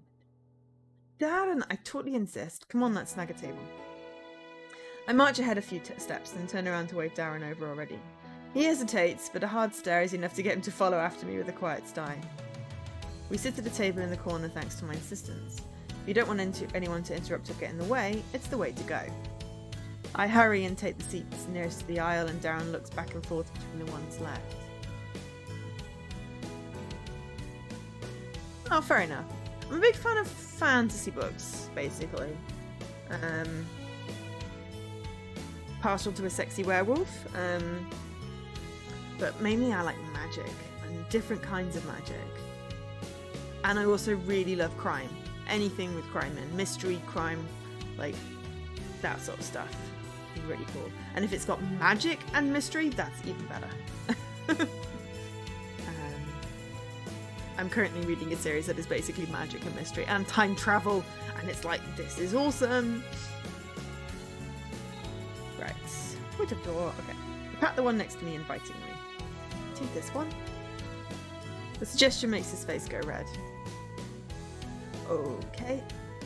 He takes the seat obediently, but draws his arms tight to his side and his knees close together. Could he be even more tense? It's making me nervous too, and all we're doing is reading.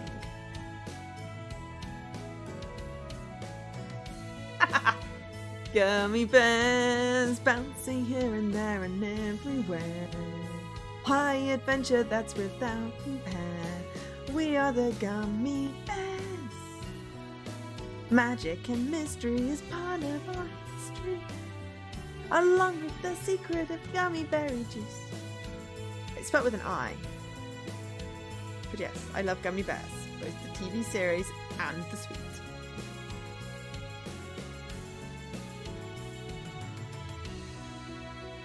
Okay, I'm done now. I don't bother to point it out, since I doubt that'll help him relax. I move to pull my laptop from my bag, and soon enough we're both staring at the homepage of the Rock Wasps site. Are you ready? I gotta admit, when I first read it definitely creeped me out in places. The whole purpose of this is trying to desensitize myself to this material, so yes, I am. Ready. Darren's way more relaxed by this point, although I have no idea how long this will last. I wasn't kidding when I told him Rock Wasp was creepy. Sure, the start isn't so bad, but that's just because it's all setup and foreshadowing. Basically, the story is about a group of friends trying to make a movie named Rock Wasps. hence the title, but details. Throughout the story, they run into this weird guy ghost thing that keeps on stalking them and... Oh, I shouldn't say too much about it. I don't want to spoil it. No, but I want to look it up! Just know that there's a ton of content and it doesn't stop at text. Oh, I wonder if this is like Slender Man or something. There are stage videos and recordings too. They went all out making the series the creepiest thing ever. As usual, I found myself getting sucked into the story and I'm leading Darren through like I wrote this myself. I get so carried away showing him all the best parts that I don't notice that nearly all of the blood has drained from his face. Nicole. He has one hand pressed to his temple and the other hand held to my laptop screen to block it from sight. I think I've had enough for now. But this is the part where they check out the abandoned officers. You're gonna get a total jump, trust me? I think I'll have to pass. My nerves might not be enough to handle it.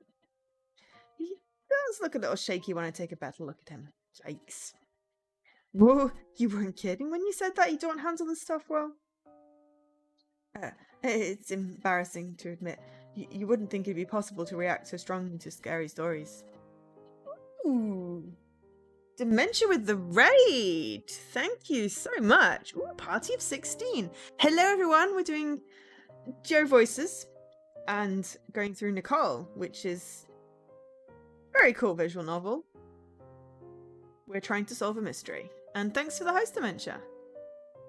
We're also talking about books, if anyone's got any good book recommendations. The Stieg Larsson books, The Girl with the Dragon Tattoo. I've not actually read them yet. They're in my to read queue. I keep meaning to.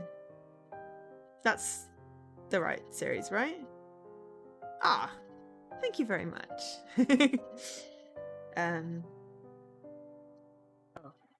It's embarrassing to admit. You wouldn't think it'd be possible to react so strongly to scary stories. But my stomach grows upset. I start to shiver. Every little thing seems to stand out and make me anxious. Darren grabs his stomach like he's about to throw up. I wouldn't be that surprised if he did. Wait, what am I saying? Are you gonna be okay? I flinch as I realise how loud my voice had been. We're in a library, Nicole. The first rule is no yelling. Ah, cool. Well, I will bring them up my to-read list then. But yes, welcome to Story Time with Joe. I should totally call it that. Story Time with Joe. The first rule in a library is no yelling. Thankfully, Dan gives me a reassuring shake of the head. It's past. I'm fine. I didn't mean to alarm you. Phew, I better take a break for now. I mentally note where we left off, just in case Darren asks about it later, then click out of the page. So if you hate horror stories, what kind of books do you love? Oh, wait, let me guess. Darren chuckles quietly and looks at me with amusement. Okay, then, what kind of books do you think I like? I assure you, I do have a favourite. Okay, so fantasy, science fiction, historical fiction.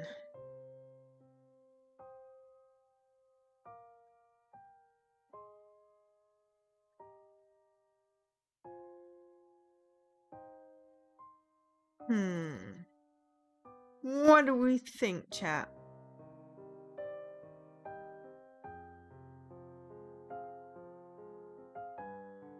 He likes cars, or at least he's done some like Tumblr posts on cars. You think it's sci-fi? Yeah, I'm leaning towards that.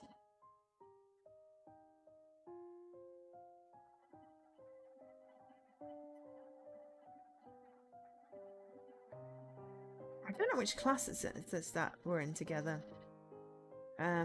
He does like in-depth blog posts on stuff, like cool, old-timey.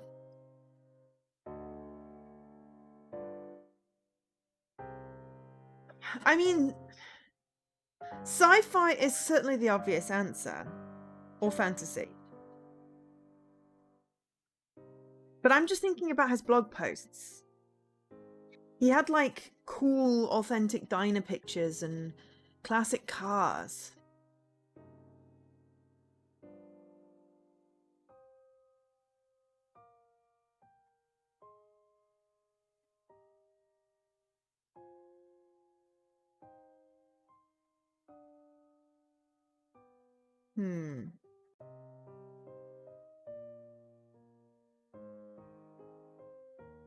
So it could be historical fiction.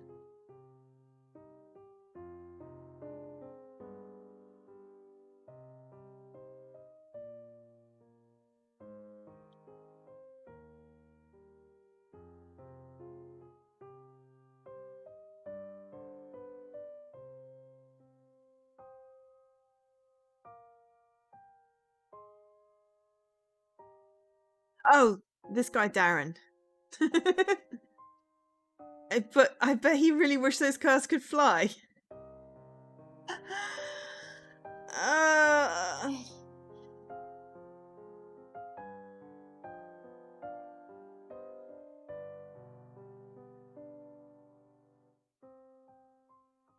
It's a have you been paying attention so far type question.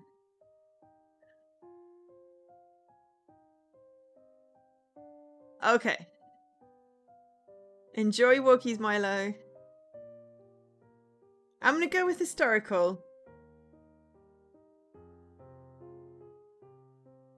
Based off blog posts that I feel like sci-fi and fantasy is just too, you know. But I don't know. I'm second guessing myself now. I mean, there's no wrong answer. There's a wrong answer. But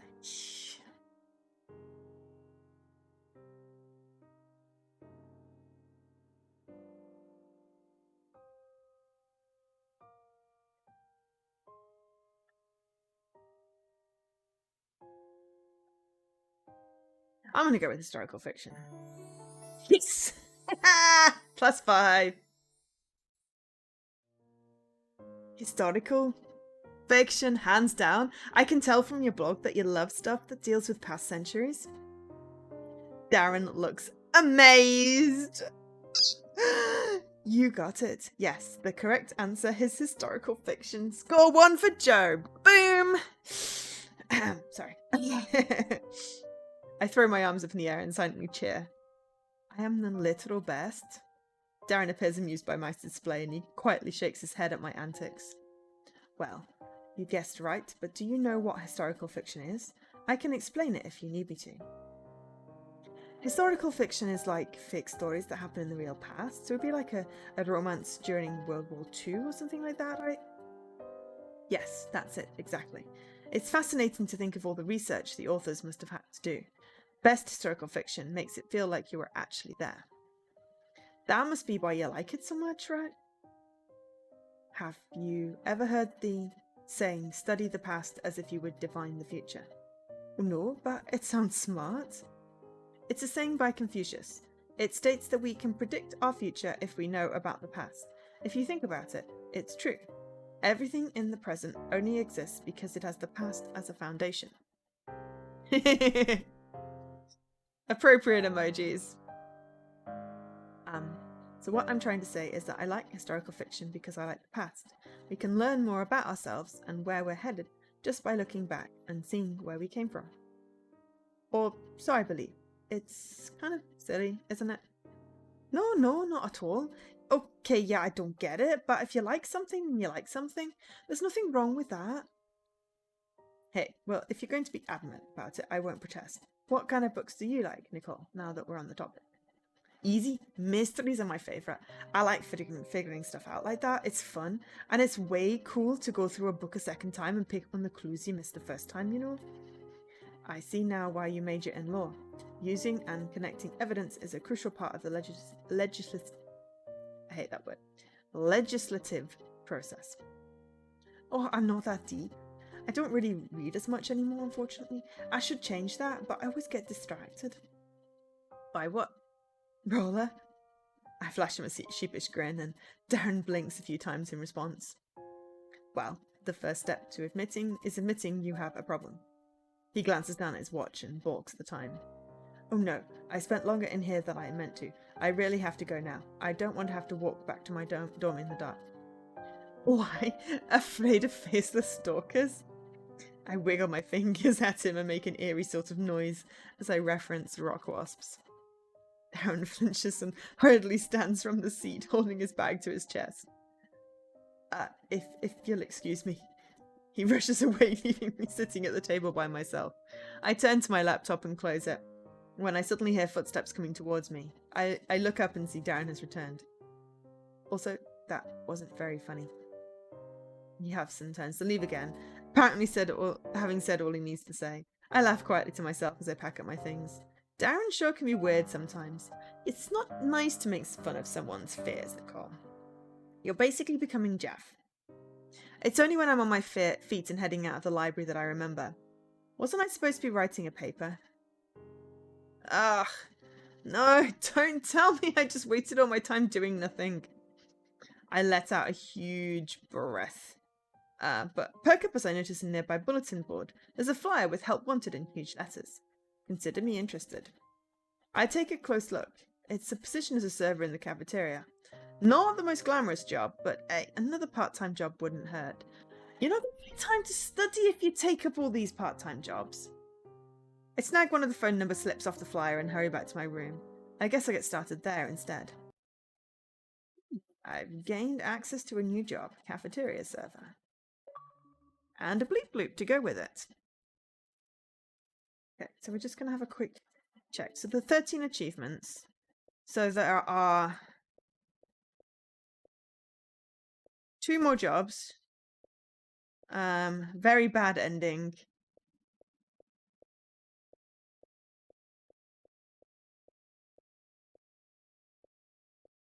Okay, there's not one for the solo no relationship ending. Fair enough. I think it said there were 10 endings, but there's only 9 ending achievements. 4 jobs. Okay, so we may get the ending that doesn't have an achievement, but that will leave me with, 9. Well, even if we get an ending with an achievement, it'll still leave me with 8 to speed through. On Sunday. Assuming we get to an ending. I'm not quite sure what the schedule is for the rest of the week, but we may do more of this tomorrow if this is, depending on how this goes. Because I do like this game. I really do like this game. Okay, so... honestly...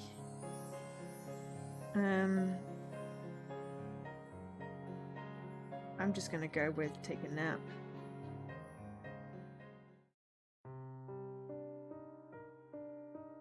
But now we've got Darren. I like Darren, though we're mean to him. We can be friends with Darren. There we go, 10 endings.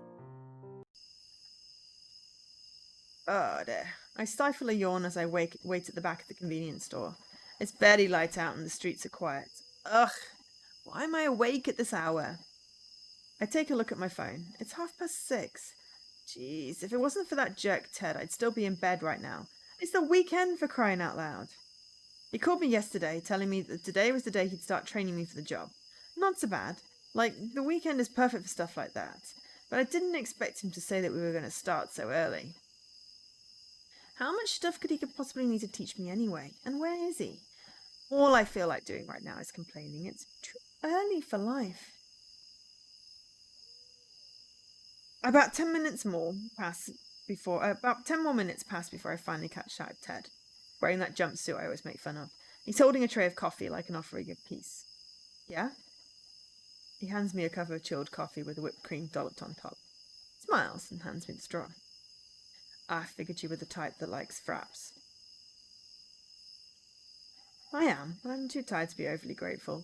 I mutter a thanks before taking the straw, unsealing it and sticking it through the cup's lid. All I need is one sip of the sweet coffee goodness before I'm on my way back to recovering. This is the chocolatey one? Did you get this from Stardoors? Starbucks, Stardough. Funny.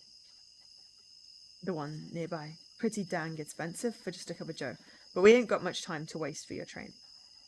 Ted balances the cardboard tray on a hand before he picks up his cup of hot coffee and places it gingerly to his lips.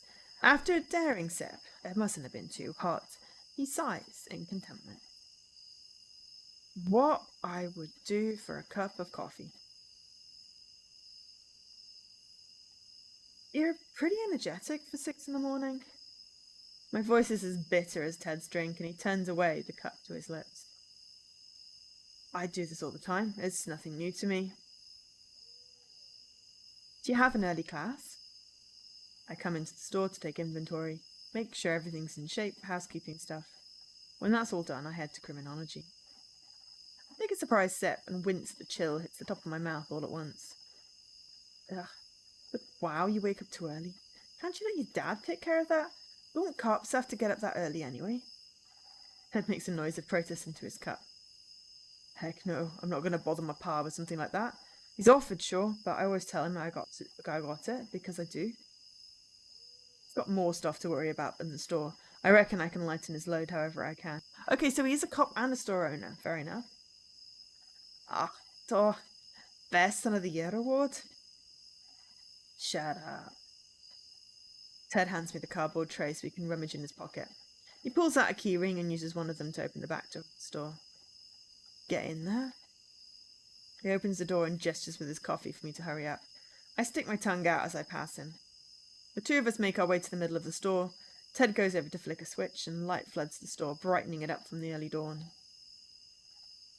Okay, so can I ask you something? You can. Ted says that in the obnoxious way that people do to point out that the correct word was may.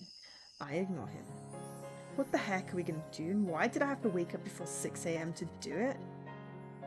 It's training. I'm going to teach you everything you need to know around here. It's easier to do when no one's moseying through the store, so we've got to start early. But that's just the register, right? Right? Ted shakes his head at the desperation in my voice. Wrong. You think that's the only thing I'm going to need you to do? He begins to list off tasks on his fingers. The register is one thing, but then I'll have to teach you where everything is, things you'll need to know, emergency drills. I stop Ted before he gets too wrapped up in his spiel. Does he seriously think I'm going to need that? I've been trained for a job before, and it's nothing that requires this much time, which makes me wonder. Do you do this to everyone you hire? This kind of training? No, this is the first time I've considered it. I groan in disappointment, slumping forward. Wow, what makes me so special, huh? You're the first person I've ever thought that could handle it. Ted pauses for a beat to consider what he just said. Not that I'm saying you're special or anything, just the most capable I've come across. No, that's so what you thought? The way Ted blushes only confirms that I'm right, and it's kind of flattering.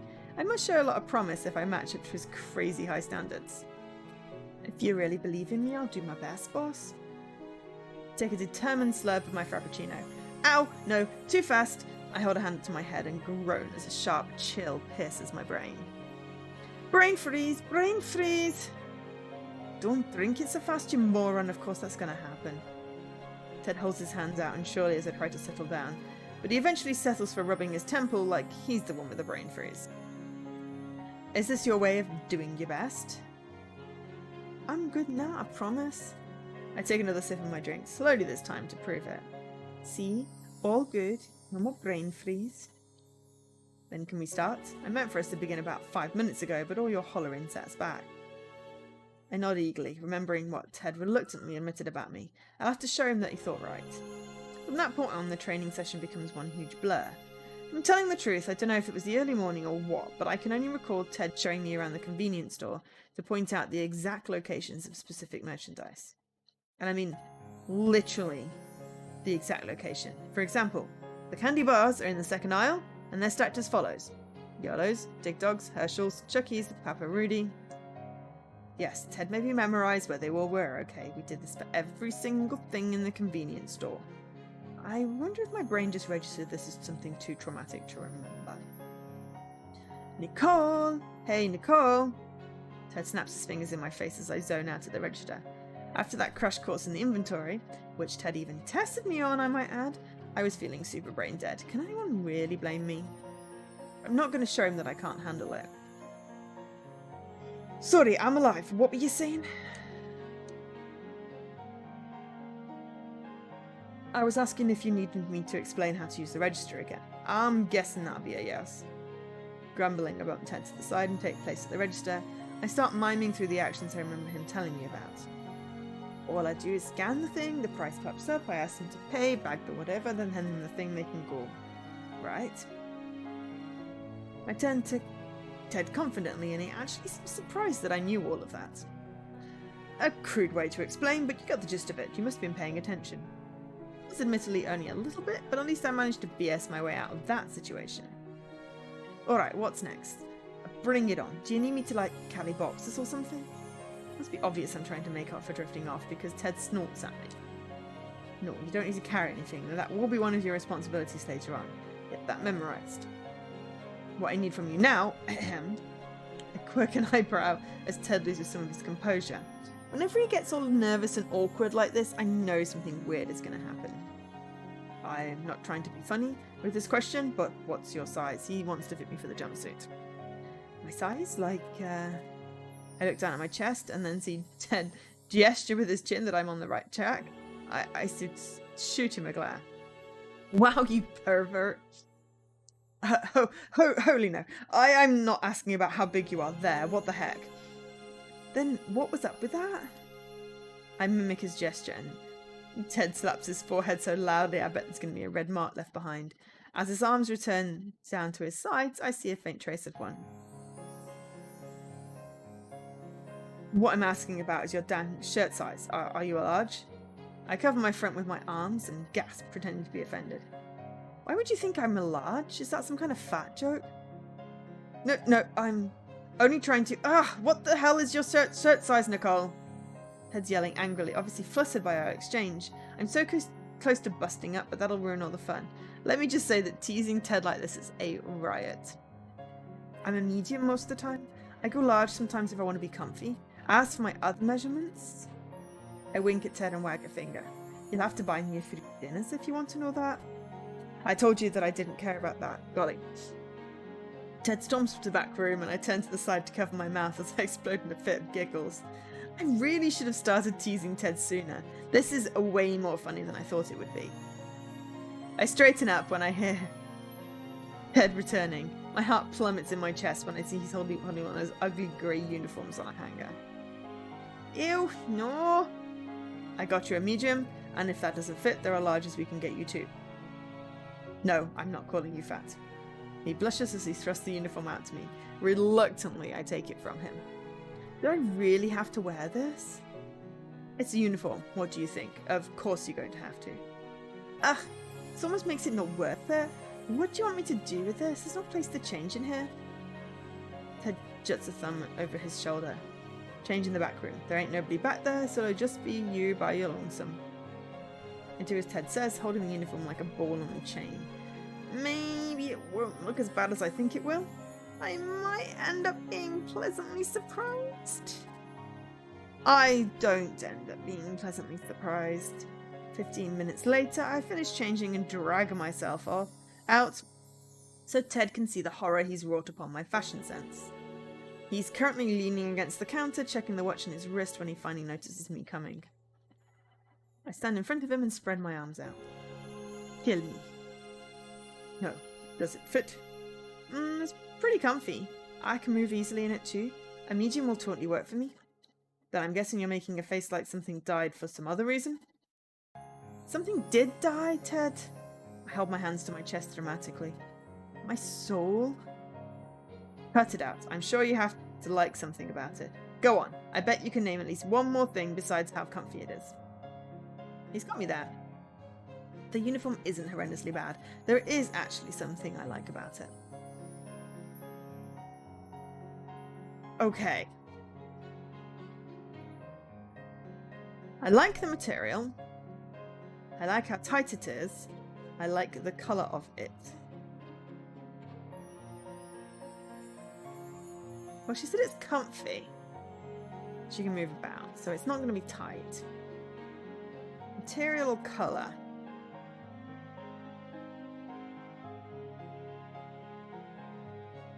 She said ugly grey, so I'm going to go with material. I like the material. To be honest, it's soft, but it also manages to feel sturdy at the same time. It's neat how it does that. Ted crosses his arms and raises an eyebrow at me. That's nice and all, but I thought I asked you to name something besides how comfy it is. That's basically all you said. Oops, he's right. That's the same as saying that the uniform was comfy. I racked my brain, trying to think of something else to say. I got nothing. Ted sighs loudly in disappointment. Oh dear. Okay, so we picked the wrong thing. Maybe the colour, but honestly, it's kind of drab. No one is going to like how tight it is. Tight's not comfortable.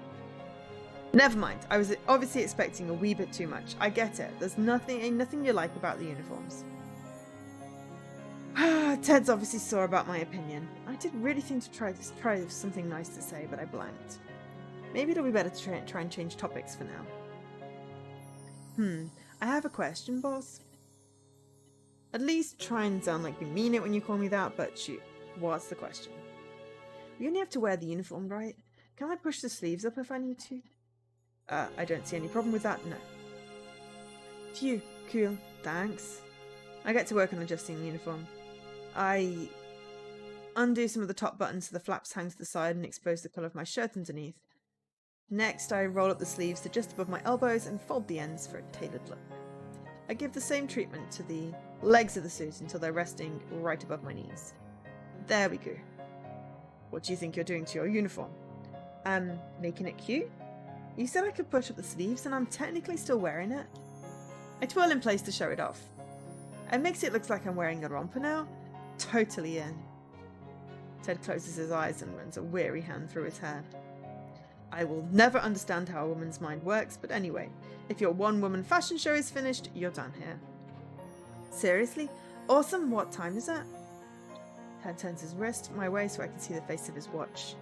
Almost 10. I'll have to open the store soon. Thanks for watching, Mr. Corners. Enjoy the rest of your day as well.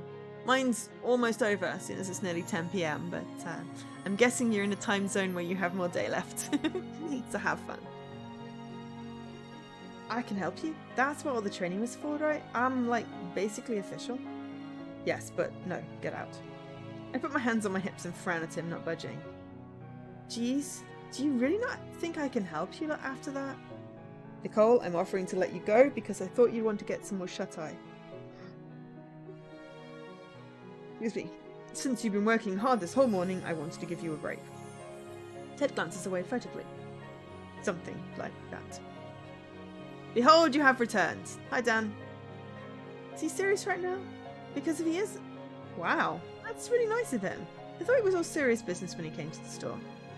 Looks like he was the one to prove me wrong this time. Fine, I'll head back to my dorm. I could use a little nap now that you mention it. Before I head back to the back room to get my clothing.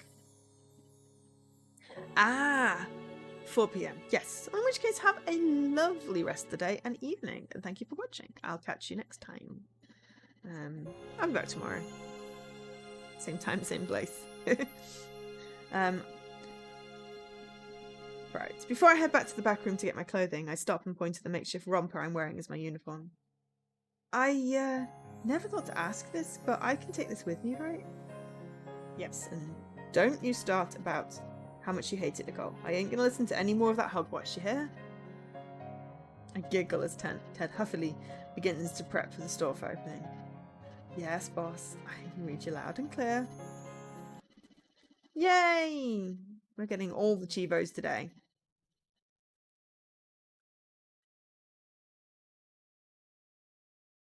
But we still haven't got any money. Oh, we can do job clerk now. Okay. Job cafeteria server. Job lab assistant. Library study. Okay, well, I'm going to do job clerk. So we get diligence. And we earn random amounts. Lovely. Okay, we got plus 19. My hours are so perfect this week. Let the money roll in. Okay.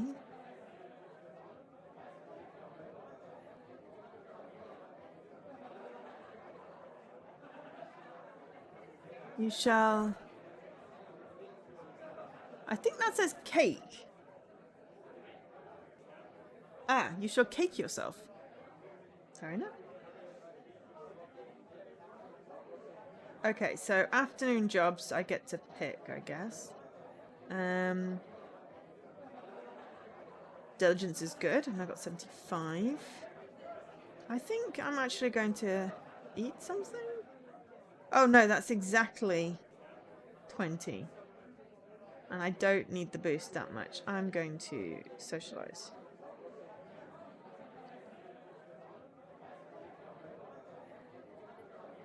You would hate to be undercaked. Oh, I really want cake now. I have no cake. I could make a cake. I could finally make scones.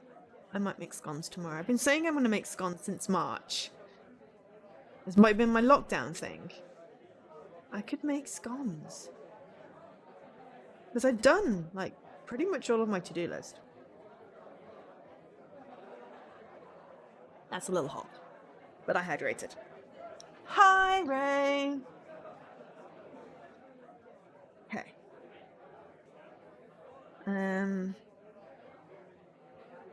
I should do homework.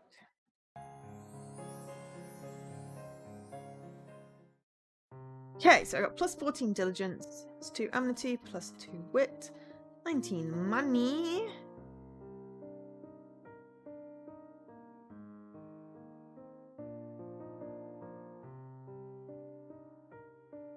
Yes, I even renewed my grandpa. Yeah, but I have to make them first, and scones are hard. We're heading to wave 2 finally. I'll get another go at it. What, lockdown? I've been locked down since March. I have barely left my flat. So, wave 2, wave shmoo, it's not been me. I renewed my house insurance. I rang my grandpa.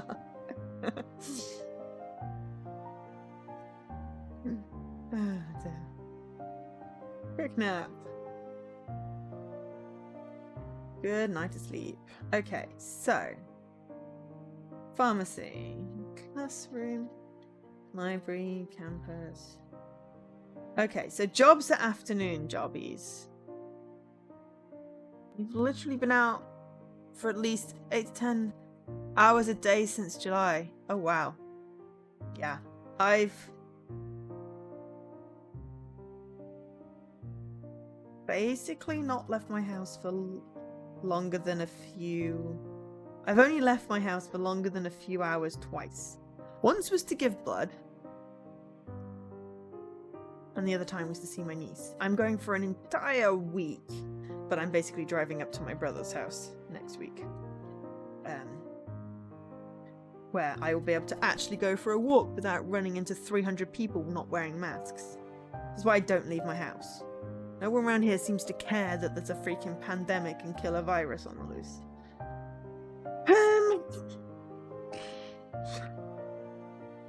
Zeal. We could do some zeal. Let's do some cheerleading. Woohoo! It's now the afternoon. Can I now go to work? Right? No? Okay. Library. No, that's clues.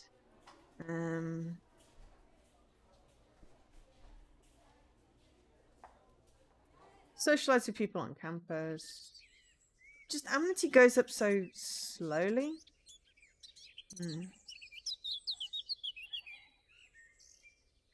Walk about to help out or something?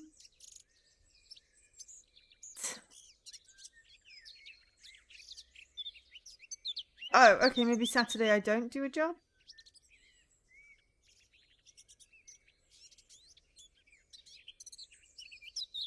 Okay, well, maybe I'll do some extra classes.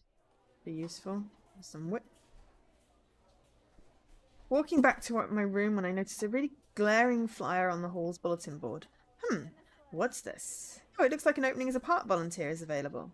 Pay's fine. I guess the pay for a volunteer wouldn't be that great. But hey, I can get more in touch with my natural side this way. I hope my phone still gets service out there.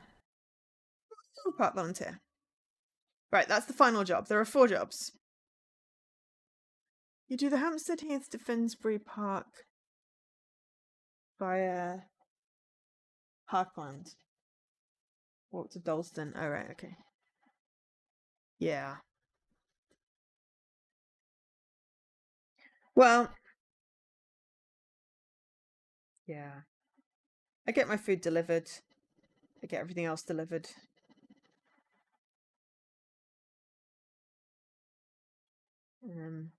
I just stay inside because, you know, that's the sensible thing to do.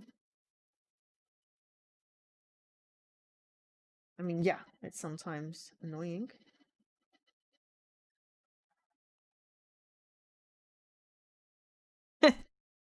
Well,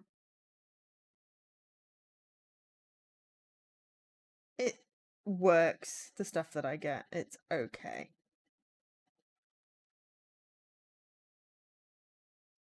Gee, the Munchkin Merlin Manchester to Matlock. That's a bloody long way. Matlock's near Sheffield.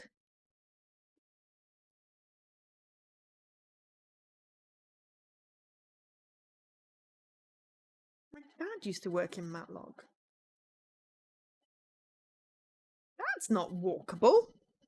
Unless there's somewhere else called Matlock near Manchester. Woohoo! So we got 10 zeal, 1 amity, 3 wit, and no more money, and no pupils. Okay. Football field, cheerleader, classes. I'm gonna do jogging because jogging gives me diligence. Diligence is good.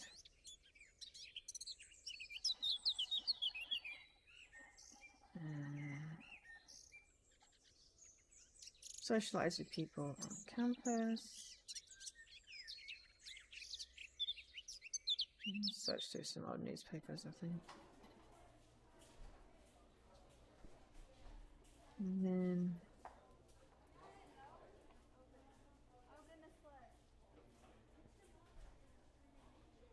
socialize with people again. Lots of socializing. This is exhausting, the socializing. Oh, it's a Simpsons quote.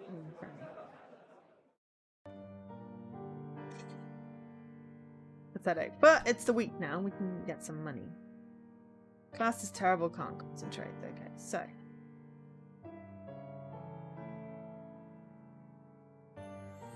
Part volunteer. Let's see what part volunteer gets us. Oh god, Paul did actually go home. So that gets us a lot of amity. Okay, we'll do that. And got some money. And then we'll do some jogging. Morale. Wow, our energy is very low. I stop in my tracks. Oh, you were quoting Lee and Herring from an obscure 90s comedy show. Okay. Yeah, I didn't get that.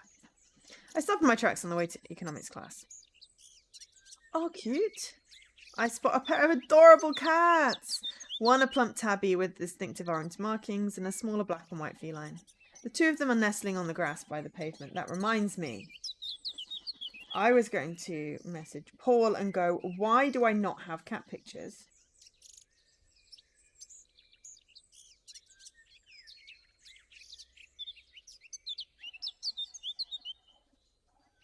Find Paul. What? Has Paul disappeared off my list? Oh, he's there.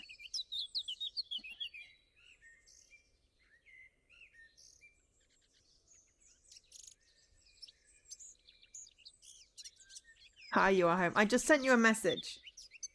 It's one of those things that you said to amuse yourself. Okay, fair enough. Yes. Hi, home. I'm done.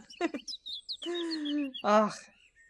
Black and white feline. 2 of them are nestling on the grass by the pavement. The orange one is licking its companion, grooming its cheek and neck. I have to take a picture of this. It's not often you come across a heart-melting scene like this. I take my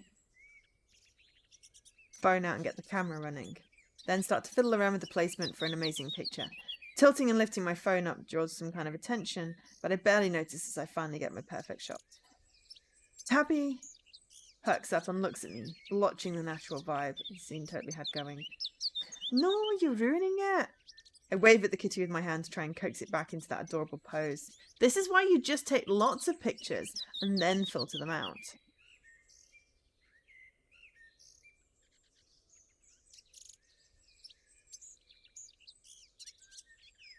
Oh wow! Okay, that's really bad. Oh, well, I'm sorry to hear that, Paul.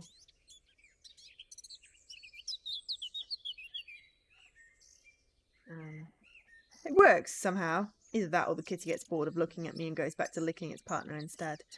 Oh, so cute. It just wants to make you die. In the good way, not the bad way. I continue on my way with a grin. I've been trying to make my blog more me lately. If that makes sense, I take more pictures of some of myself, but only when I'm looking good, duh. But mostly of things I find cool. Oh, and I write text posts about more personal things, like school, family, the real nitty-gritty, etc. I've been getting more followers that way, and not to toot my own horn, but I already had a lot to begin with.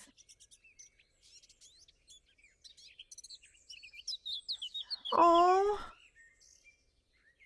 Rose was adorable. Antonio was the cutest, but Rose was the friendliest. And Smudge was just adorable. I would have kept them, but it was a lot of work. It was a lot of work. I will find adorable kittens in the future. I will rescue more adorable kittens. But lockdown was getting very stressful and I just couldn't cope with work, kittens, and everything on top of each other. All in all, Roll is much more fun to use now, and it's all thanks to Darren. Meeting another user offline inspired me to try and merge the two worlds together. I mean, they're both part of my life, so why not, right? And speak of the devil, I look ahead to see Darren is coming that way. However, he's not alone. There's someone walking next to him. Oh boy. My face drops as I recognise the tall, golden-haired moron walking step in step with Darren, but it's already too late to run. Kurt sees me and dons that annoying smirk he wears before he starts pushing my buttons like a factory worker. Hey there, gorgeous. Darren looks up from his phone as Kurt stops in front of me. He offers me a little wave, and I return it politely before dealing with Kurt. Drop it, madre, I just ate lunch. I turn back to Darren now with a considerably sweeter smile. Is this guy giving you trouble, Darren? Darren shyly replies with a shake of his head. I should have guessed. When I saw them together, it was obvious he was listening to whatever drivel Kurt was spouting from his lips. No, Kurt is my friend. We're roommates, actually. Oh, how fun that must be for you. I make sure the dripping sarcasm in my voice is ever so obvious. Hey, say all you want, but Darren and I are actually buds, you know. Yes, Kurt's always been very nice, and he understands that, I have trouble speaking sometimes. So Darren's going to take his side. Ugh, fine. I know Kurt's not awful and Darren's his friend. There must be something redeeming about him besides his football skills. Still doesn't help that Kurt hits on me with every breath he takes. Fine. I'll play nice. You better not take this as a chance to start with all those creepy come-ons, though. I point accusingly at Kurt, and he raises his hands innocently. I'm a good boy. Darren and I exchange a glass. Even he can't cover up that obvious lie. Sensing this, Kurt awkwardly fumbles for another topic. But I'm surprised Darren knows a hottie like you, Grave. You guys have a class together? Yep, Anthro. Oh yes, that was it, anthropology. And we met on roller. Kurt cocks his head like I'd just spoken in the language. The hell is that? Darren winces and turns his shoulders in, and I realise I might have accidentally revealed something he wanted to keep secret. I think hastily and come up with something. Just something on the internet. We met there first, but then we found out that we went to the same school. Same class even. Crazy, huh? Majorly, but I should have guessed that. Dude's glued to his laptop. He uses it any chance he gets. He juts his thumb over at Darren, who blushes in response. Hey, hold on. If we all know each other here, you want to come with? I suspiciously cock a brow. Accepting an invitation from Kurt Madry can only lead to trouble. But hey, if Darren is coming with, where are you guys going? Cafeteria for some grub. I have to bulk up for the next game, and nothing says bulk more than a burger. I wasn't lying when I said I'd already eaten lunch, but the offer to socialise is still very tempting to my teenage girl sensibilities. Wait, we have econ class in like half an hour?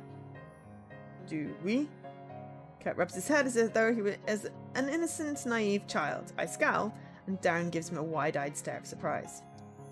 Kurt, you said that you were free. Hey, I wasn't lying. You see me eat, and I can definitely scarf a burger down in half an hour. He stops and scratches his cheek. At least, I think I can. I point past the duo, unamused. Econ class is that way. Oh, hi, Scruff!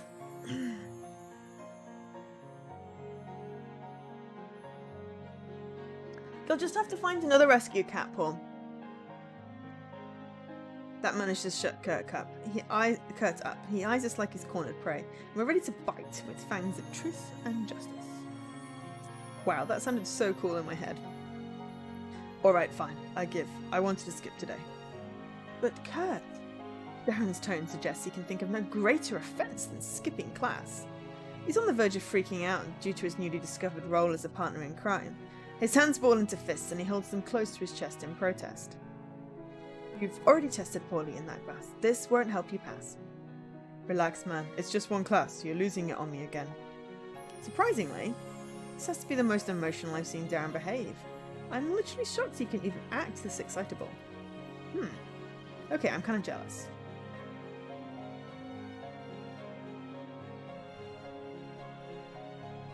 Okay, I'm gonna click on the link. Don't make me regret it. Okay, that's a cute picture. The Yu-Gi-Oh card. I don't understand Yu-Gi-Oh, but that is a cute picture. I'll allow it. I mean, if you want cute pictures of cats, I mean, I've got... Oh, okay, you probably can't see that. Two right there. No.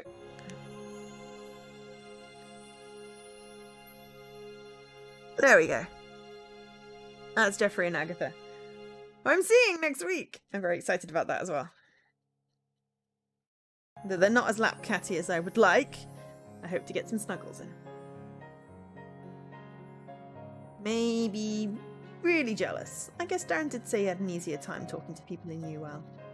Does that mean he doesn't know me that well? Maybe it's just that he knows Kurt way better. Ugh, no, this is totally going to bother me. Okay, I'm in. Darren and Kurt stop squabbling for a second to look at me in my bold proclamation. For serious? Fastidious. I didn't feel like going to econ today anyway. Besides, you have to skip a class at least once in college. It's like an unspoken rule. So that's a total lie, and my inner brainiac is screaming at me in every language I'm vaguely familiar with. But my mind's made up. I am skipping class. Missing out on material. Possibly having the teacher notice my absence and mark me down in participation. Oh man, is this really a good idea? Darren doesn't look like he thinks so. He's frowning, less than pleased to say the least. I don't like this. Loosen up, bro. I'll make it up. No sweat. That'll be fine. I'm his econ teacher. I'll make sure he gets it before the test. That still doesn't seem like enough to convince Darren, but when Kurt wraps his hand around Darren's shoulder and pulls him close, that's all it takes to soften him up. Okay, fine. I trust you two. You skip every class before 11 AM. What did you do wrong? No, you don't do that. You turn up to class in pajamas rather than miss a class. You don't need to do that. In fact, I nearly turned up for an exam in pajamas because I slept in. And it was a case of, I either get dressed or I get to my class.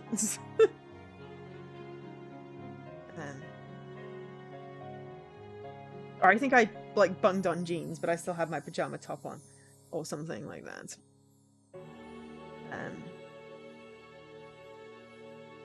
Either which way. It was funny. I missed breakfast a lot. Don't do mornings. I hated morning classes. I skipped pretty much every database class. after a certain point because the teacher was actually useless. Like, actually useless. And I don't say that a lot. Plus, I did know all the stuff, but yeah, they were a terrible teacher. You loved waking up at 6 a.m. to go into college. I never wake up at 6 a.m. I don't think I've ever woken up at 6 a.m. on a regular basis. I've done it occasionally for a thing. Like, I might wake up at 6 a.m. this Sunday because I want to go to bed early and fix my sleeping pattern. And if I try and wake up at 6 a.m. on the Monday, I get to see my niece before they go.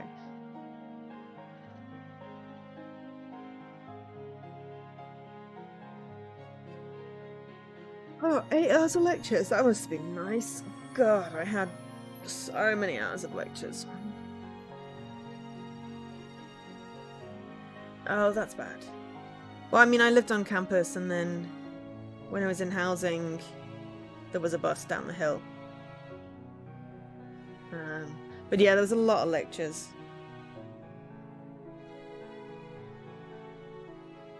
I mean, we're not talking like 9 till 5 type stuff, but, you know, definitely more than 8 hours.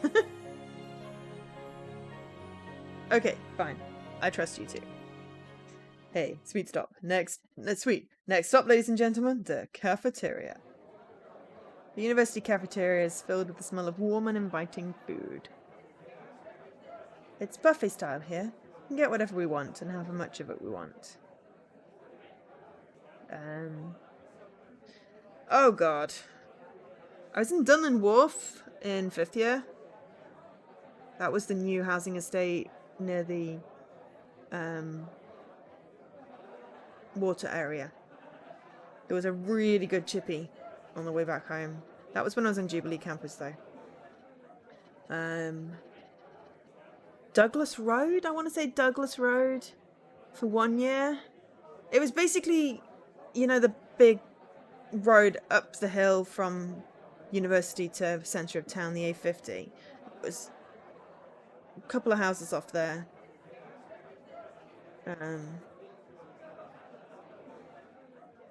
And then, yeah, 20 Dunland Wharf. Estate? When did I say estate? When did I say estate?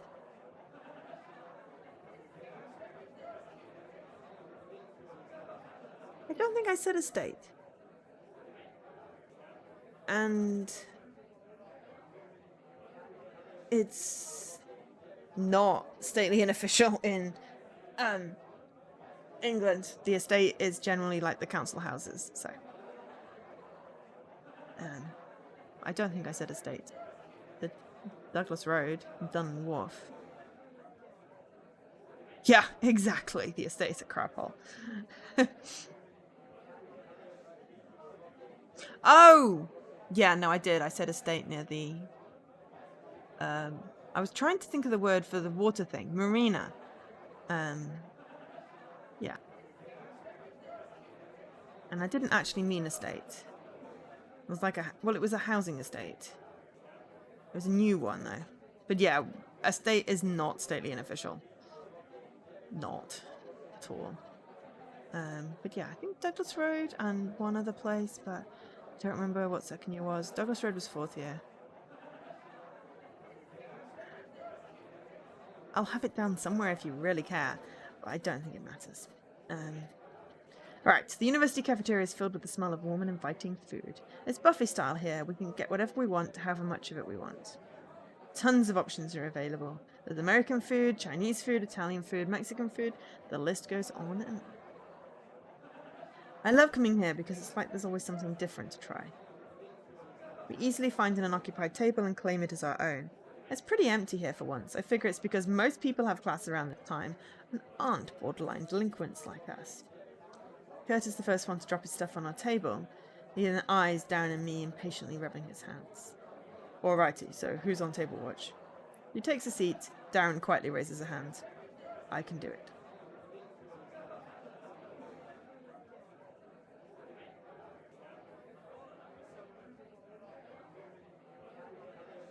Oh, you're just wondering if we were neighbours. Oh, entirely possible. Or maybe if you tell me where you lived, and then I'll tell you if the name of the road sounds familiar. But I was in Florence Boot first year. Still have my hoodie. And then second year, it was somewhere up that big road. Third year, I was in France. Fourth year, I'm fairly certain that was Douglas Road. And then done in War for fifth year, because I was on Jubilee campus then. I just don't remember second year. I picture the house. Don't know what the road was. And that was 2000, 2005. Anyway, awesome. And you're here counts on you, bro. Kurt gestures to the food lines, then rushes off, presumably to get that burger he's been craving. Meanwhile, I turn to Darren. Are you still mad? I wasn't that mad. I was only worried about Kirk. He's here on an athletic scholarship, and if he doesn't achieve the grades he needs... Oh, Beeston, yeah. Nah. It was big road, campus, centre of town, A50. There's roads off that.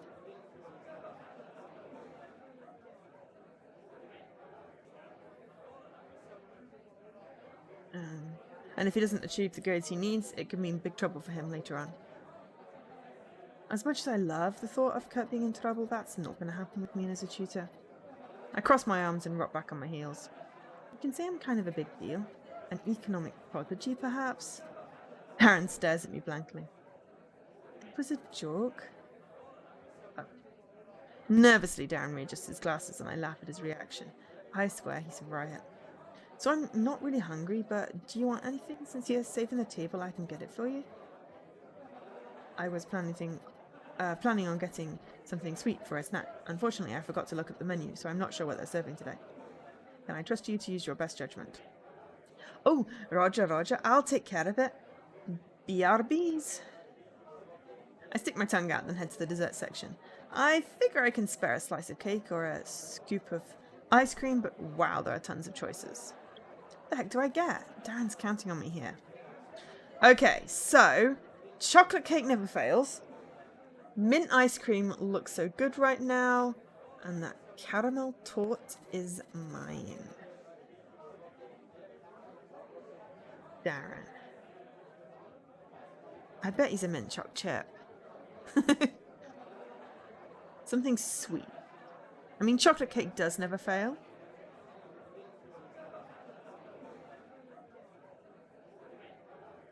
Defo not mint ice cream because it's not Jessie. Okay, fair enough. Caramel torte? I feel like chocolate cake is the easy option.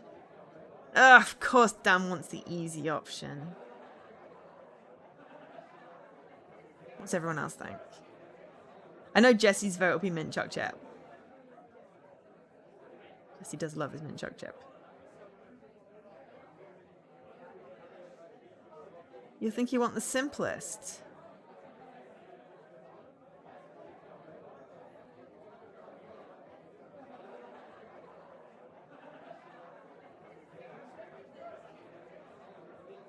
My gut is telling me caramel torte.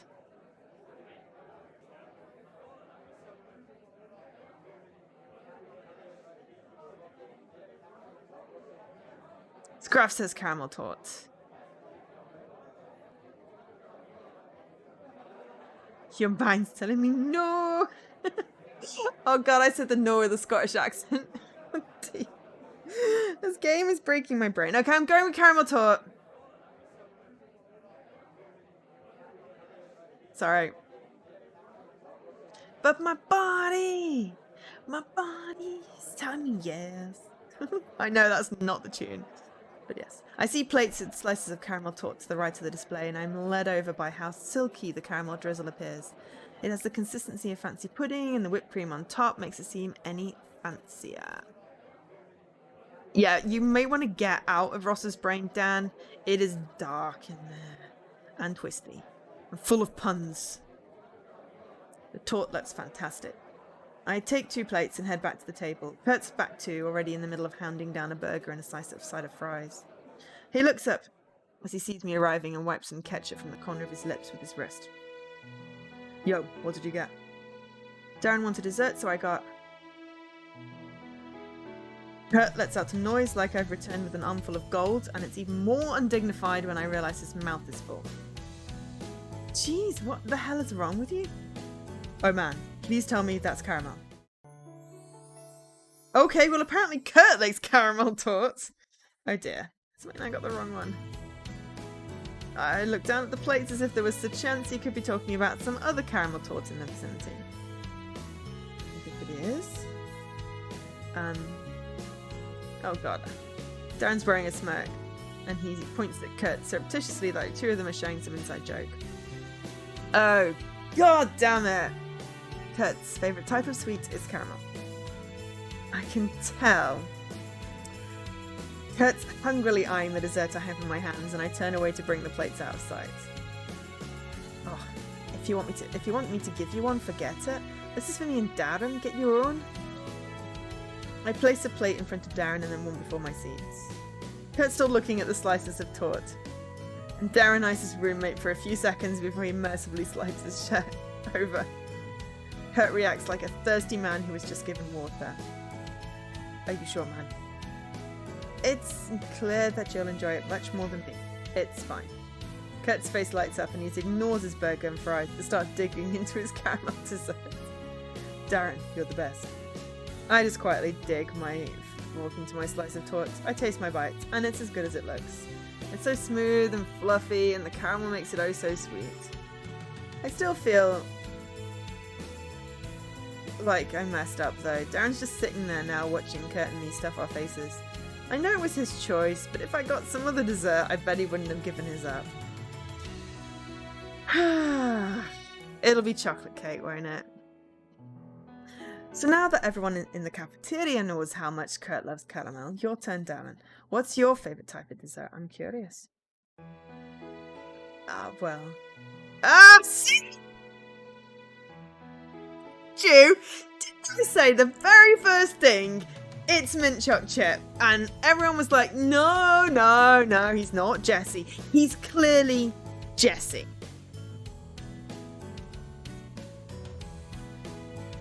But I really wanted the caramel torte.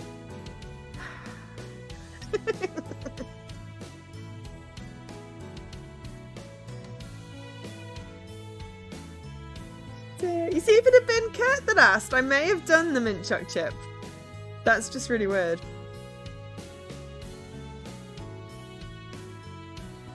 Yeah, I mean, you're socially awkward and like historical fiction and classic cars, right? And scared of horror stories in books? You also will at some point be wearing glasses, I guess. He doesn't have your hat. And he's wearing a very unfortunate turtleneck.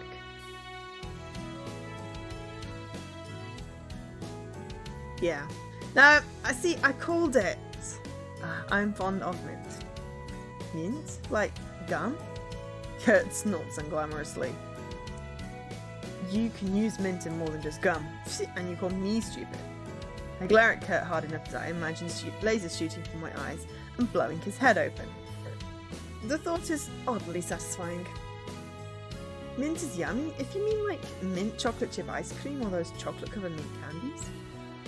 Oh yes, that's fine. To be honest, I'm not that fond of chocolate. Well hey, at least I didn't pick the chocolate cake then. But I only dislike chocolate when it's the main ingredient. I find it too overpowering. Wow, I didn't think it was possible to help eat the chocolate. So it was literally just mint ice cream. Not mint choc chip. Just mint. I mean, that's kind of gross, so yeah. I'm not sure. I mean, I do like peppermint tea, so maybe I would like mint ice cream now. I do not like mint chocolate though. It's like eating toothpaste.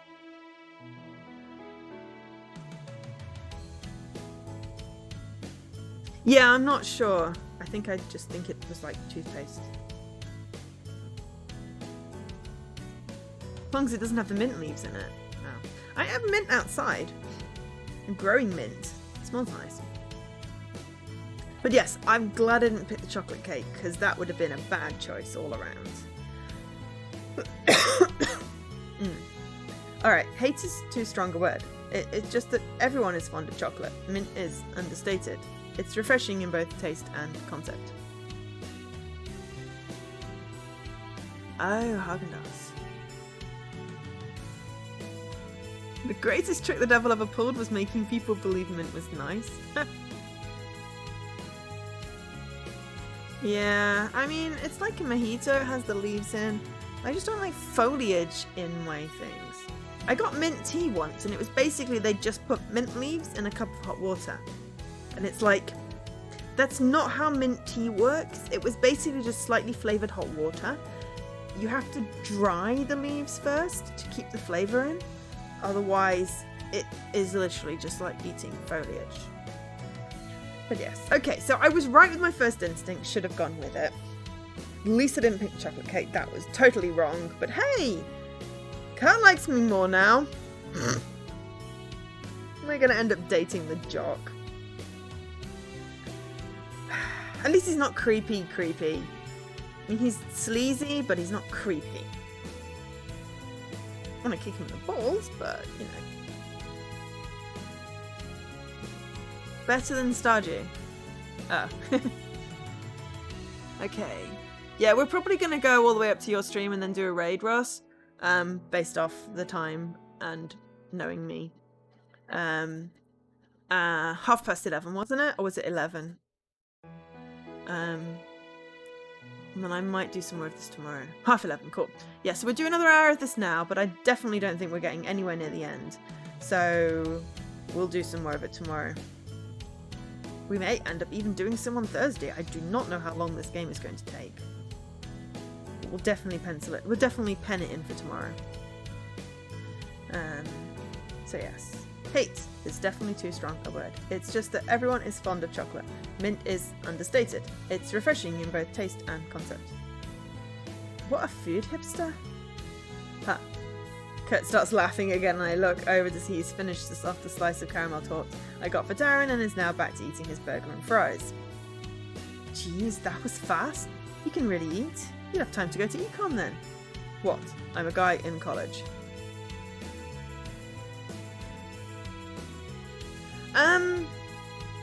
Is Leapfrog going to be impacted by holiday? No, because I'm going to get Sunday's achievements before I go, and all the other days, you know. Yes, my mum's going to be there, but I will just plan some stuff, and she can just put up with me playing some games. Because it's my holiday. So is Darren. I don't see him performing his best dump truck impression right now. Please don't argue, you two. Darren asks so earnestly that there's no way I can refuse. I roll my eyes and drop the subject, and Kurt and I go on to talk about how delicious the food was. It's late afternoon by the time we're finished talking and eating, of course.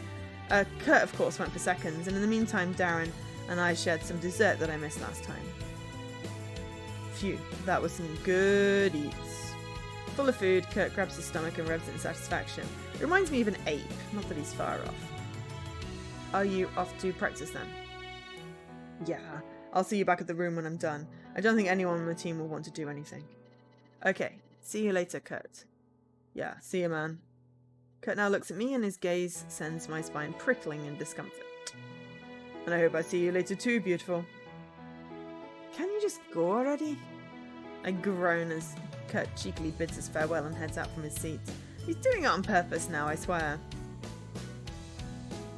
You and him are sure an unexpected pair.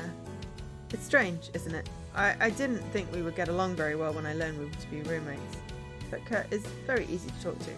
He has his eccentricities, but he means well. He just needs to apply himself. Duh. Bro TP. Pardon? Nothing, don't worry. I laugh a little under my breath. Darren uses roller too, but I don't feel like describing the finer details of shipping to him. He doesn't know. Anyway, want to head out? Darren nods and we get up together. After disposing of our trays at the trash can, we head outside and stop for a moment to talk. So what are you going to do now? I will probably head back to my room to study a bit before I go online. Nice. I should do the same, especially after skipping today. Darren flashes me another disapproving glance as I remind him. I still think you should have went. You think a lot of things? I'm sure we can catch it with one missed class. Gosh. I race ahead a few steps and turn on my heel to face Darren again. He's looking at me funny and I lean over and give him a questioning glance. What is it? You're sure giving me a weird look. Oh, no. It's just that I think I like spending time with you, Nicole. Possibly as much as I do with Kurt. Now, that was unexpected. Before the situation has a chance to get awkward, I place a hand on my heart and swoon dramatically. Darren! Such a way with words. Has Kurt been giving you pointers? I didn't intend for it to carry some double meaning. It was, only the truth. His glasses slip down his nose and he pushes them back hastily as he hurries past me. I shall head back to the dorm first. Good night, Nicole. I watch him go for a moment. With his slim figure and black curly hair, my head does something funny in my chest. Like a somersault, before I regain the sense to follow him. Darren, wait, I go that way too. Darren! I chase after him, disappearing down the path back to the school dorms. Okie doke, so what do we got? Socialise, search, drink, socialise, buy a snack, relax in nature. Probably a good idea to relax. Bit of energy. Ooh. Heart volunteer. What do we get for that? Amenity.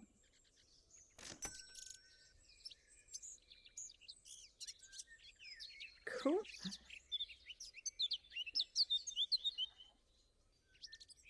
Jogging. There we go. Some more money. Okay, so now we have 15% with Kurt, 10 with Ted, 15 with Darren. Okay, 5 good gifts. Regular day. Okay, so what does cafeteria server get me? Zeal. Get some money. Do that. Oh, my energy is massively down.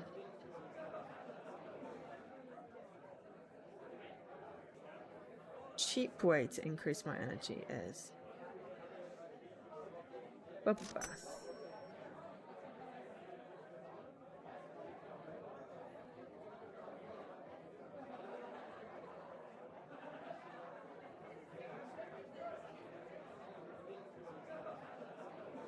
Okay, vitamins is a good way to get energy up. Costs 30 though.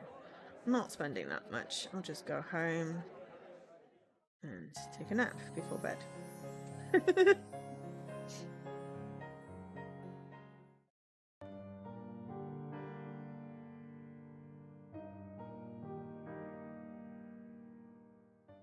This is why Jeff wanted my number so badly. To text me orders. Assistance, I require your presence at the town pharmacy this afternoon. Be punctual. This has to be like the 3rd time I've read over this text. It seems like a harmless request, but if I know Jeff, it's probably going to be anything but harmless. Sigh. Should I do it? I'm done with class for today and I don't have much else planned. Fine, I guess I can go. I mean, what's the worst Jeff can do if I don't? On second thoughts, probably shouldn't think too hard about that. So I'm supposed to head to the pharmacy in town, huh? I think I passed it by a few times when I was out and about. I should be able to find it no problem. Problem is, I'm not so sure about this whole being Jeff's assistant thing. It almost feels like I'm cheating my way to an A. I know Jeff is only going to talk me up to Professor Garver, but it still feels wrong. I should be earning the A, not bribing unhinged lab assistants for it. But this isn't too much of an advantage, right? And it's not like it just landed in my lap. I don't see anyone else on their way to the pharmacy. Totally earning this. Just have to keep telling myself that. That looks like the movie theatre. I decide to head straight to the pharmacy from my classroom. I'm already dressed, so there's no reason to stop by my room. After passing the school gates, I stroll into town. Now, where exactly did I see the pharmacy before? I think it was close to the convenience store. Maybe. Now that I think about it, I do pass my pharmacy on the way to my part-time job there. It's as good a bet as any. I don't have any better leads, better go with my gut. To my luck, it actually pays off. Halfway down my regular route, I spot the pharmacy just down the street. Shopping carts are pushed to the side of the glass doors, and there are ads and other local advertisements taped to the windows. The inside of the pharmacy is pretty nice. It's clean with white linoleum flooring. At the front is where all the registers are, and past that are shelves of random household merch. To the very, very back is the medicine counter where people get their goods. I like how Jeff didn't tell me where he'd be in the pharmacy, like I'm psychic or something, but I can figure it out. I should just get in touch with him. Easy. I try to call him from the front of the store, looking around as I do so, in case he manages to pass me by. The good news is that the call connects. The bad news is that it goes straight to Jeff's voicemail. Wow, did he hang up on me? At least I know it's on and Jeff's alive. I guess he's in the middle of something. I can't imagine what it'd be. But whoa. Hello there. Apparently he's not busy enough to be unable to text too. Go to the back, his text message says. Well, mystery solved. Looks like Jeff is near the drugs. Really should have seen that coming. I pass through the aisles until I get to the back corner. It's completely partitioned off from the rest of the store by the counter and a glass sheet that nearly reaches the ceiling.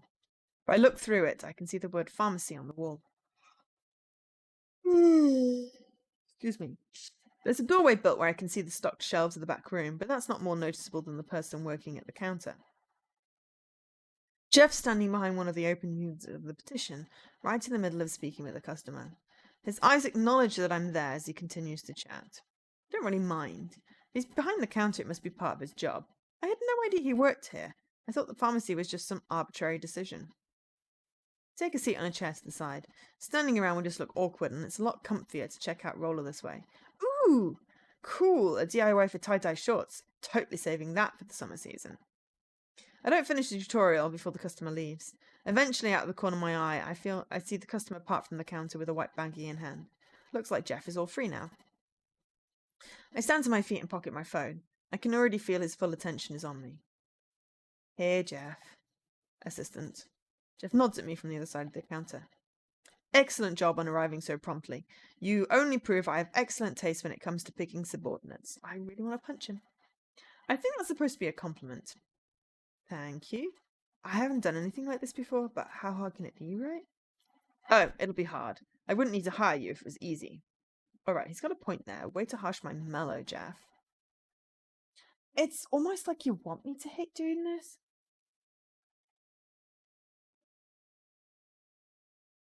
I don't care about how you personally feel being my assistant, as long as you do an acceptable job with it. However, I didn't call you here for an evaluation.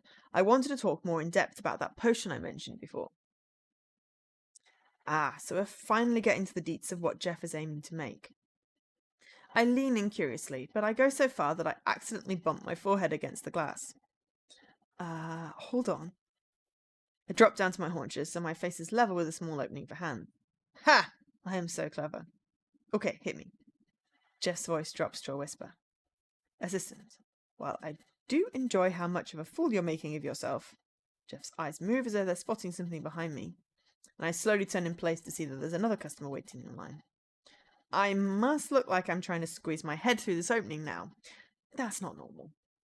Quickly, I straighten up and do my best to act like I'm not completely embarrassed out of my mind. Sorry, go ahead, I didn't know you were there. I shuffle out the way to the side again, and as I do so, I hear Jeff call after me using that fake nice voice of his. Nicole, I'll be on break now right after this. Okay, I'll be, around? After that, there's no way I'm staying where that customer can see me.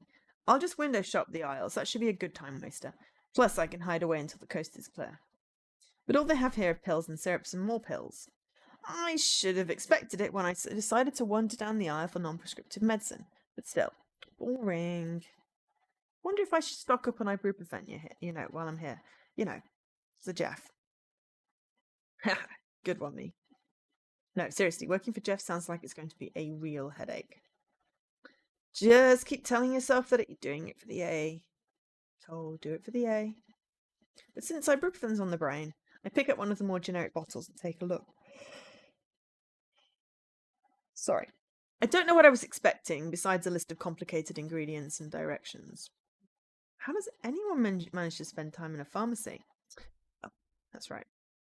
They don't. I place the bottle back on the shelf and then turn and see someone else is checking out the medications. Oh, I know this person. Ted, is that you? Ted turns to look as he hears me. He's my superior at the convenience store I work part-time at. And he can be a little rough when it comes to social interactions, but he's a nice guy. Hey, it's nice to see you. Huh, likewise, I suppose. I didn't expect to see you in here, Nicole. He waves the bottle he's holding. You know if there are any cheaper brands of this one? I ain't looking to pass up a deal if I can help it. Wow, classic Ted. I lean in to take a look at what this cheapskate's holding. Oh, cough medicine? You feeling sick? Ain't for me, it's for my pa. He's been under the weather since yesterday and we're fresh out of any cough syrup back home. Can't remember which brand he gets. Even if he did, I bet me britches he picks some name brand when there are perfectly fine, cheaper alternatives. Ted crosses his arms like there's no arguing with him. Usually isn't, but it's mainly because he's so darn stubborn that he won't listen to a word you say. I guess we could scope out all the prices and compare. Of all these? It sounds like it would waste so much time. Hey, it's not like you had any better ideas. Ted arches a brow. He's about to say something, but then he just falls silent and then he just appears plain angry. I was only saying. Not you. Ted shakes his head at me. I just noticed there's a snake in the grass. Wait, what does he mean by that? Oh, Jeff, obviously. I turn to see what Ted's looking at, and there's Jeff leaning his shoulder against the aisle like he's amused by what he sees. My assistant, the company you keep, you did seem like the type to pick up a stray dog on the side of the road. Are you calling a dog? As Ted advances on Jeff, I step in between the two of them with my hands held out. It doesn't take a genius to figure out there's some bad blood here. Hey, maybe we shouldn't beat each other up in the middle of the pharmacy? I like that idea. I ain't the one asking for a fight. I was only making an observation. Jeff inches behind me and stables his hands on my shoulders like a frightened child. Can you believe it, assistant? How terribly he acts towards me. I only want to be his friend, but it's hard to be friends with someone who yells all the time, don't you think? I don't yell. Don't think pointing out that he just did will help the situation very much. And we ain't friends. Never have been, never will. You've been busting my chops ever since the day we met. Wasn't that a wondrous day? Wait, I'm confused. Are you guys friends or are you not? We are. We aren't. Two of them answer in simultaneously.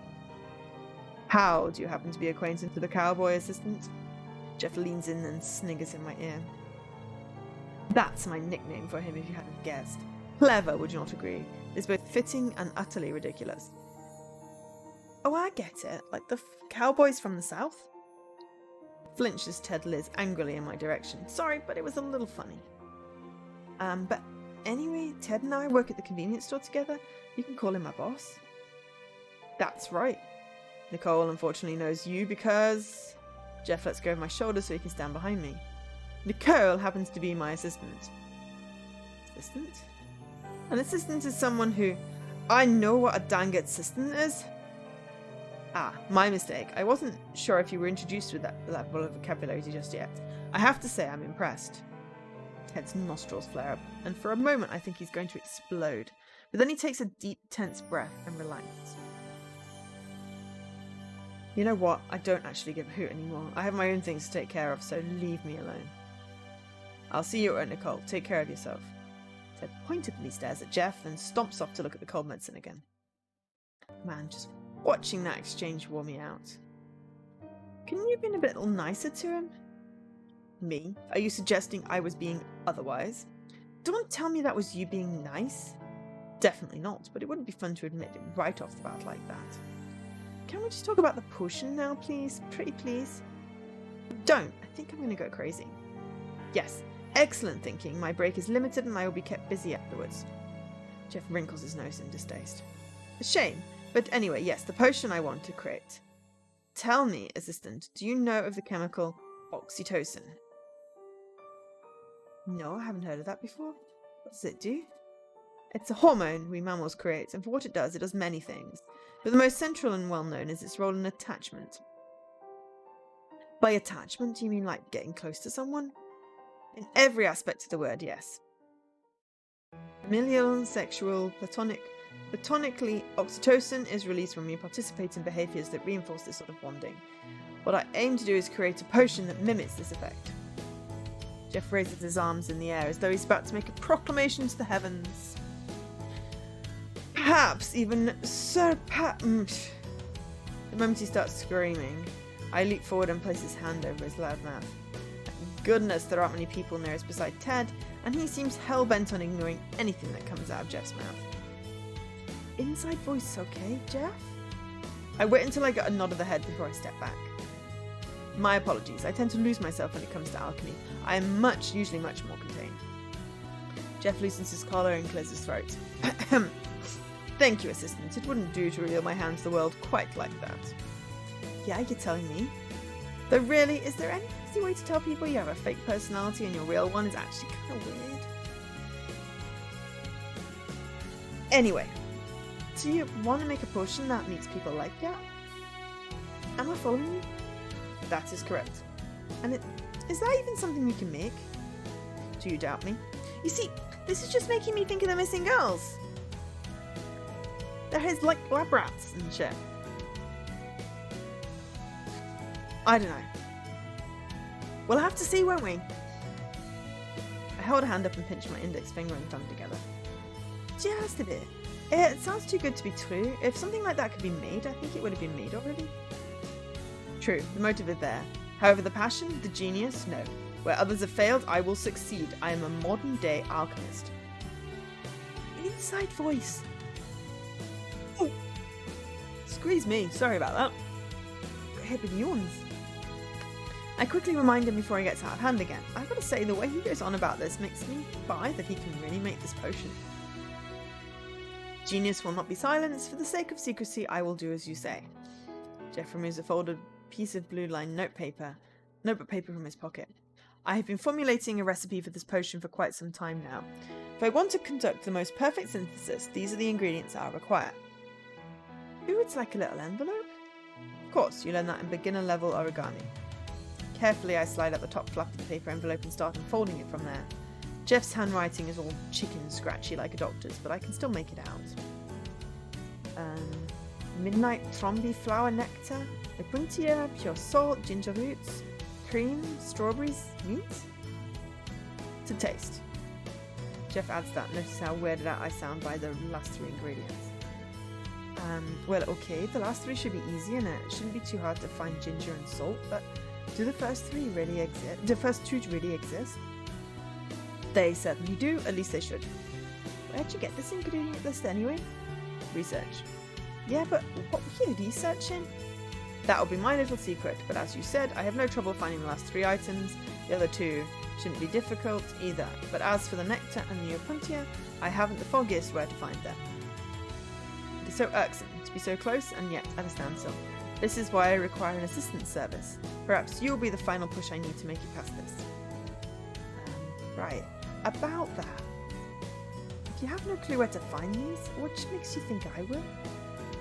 Because frankly, I don't even know where to start searching for these. I mean, Google.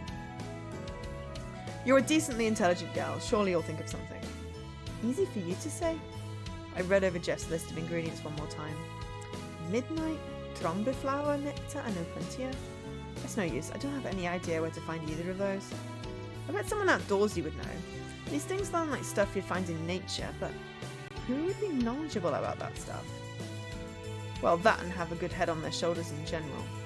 Wait, do I know someone like that? Jeff, would you consider Ted to be the outdoorsy type?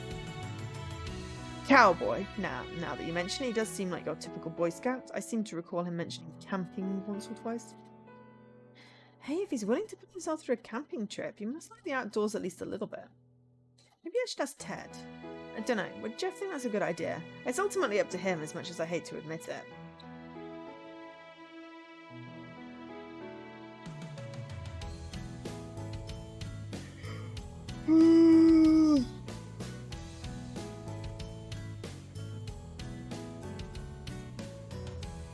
Right. Ask Jeff about your idea. Just ask Ted.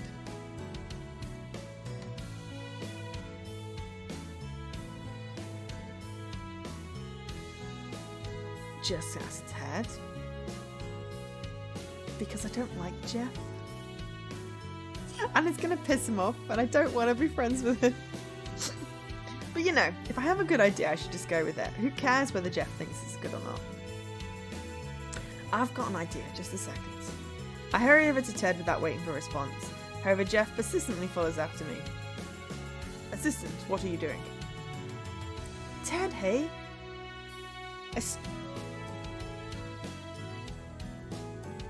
Sorry. I stopped Ted just as he's about to leave the aisle. Pretty awesome timing on my part. You need something? What are you two doing? Jeff finally catches up to the two of us frowning.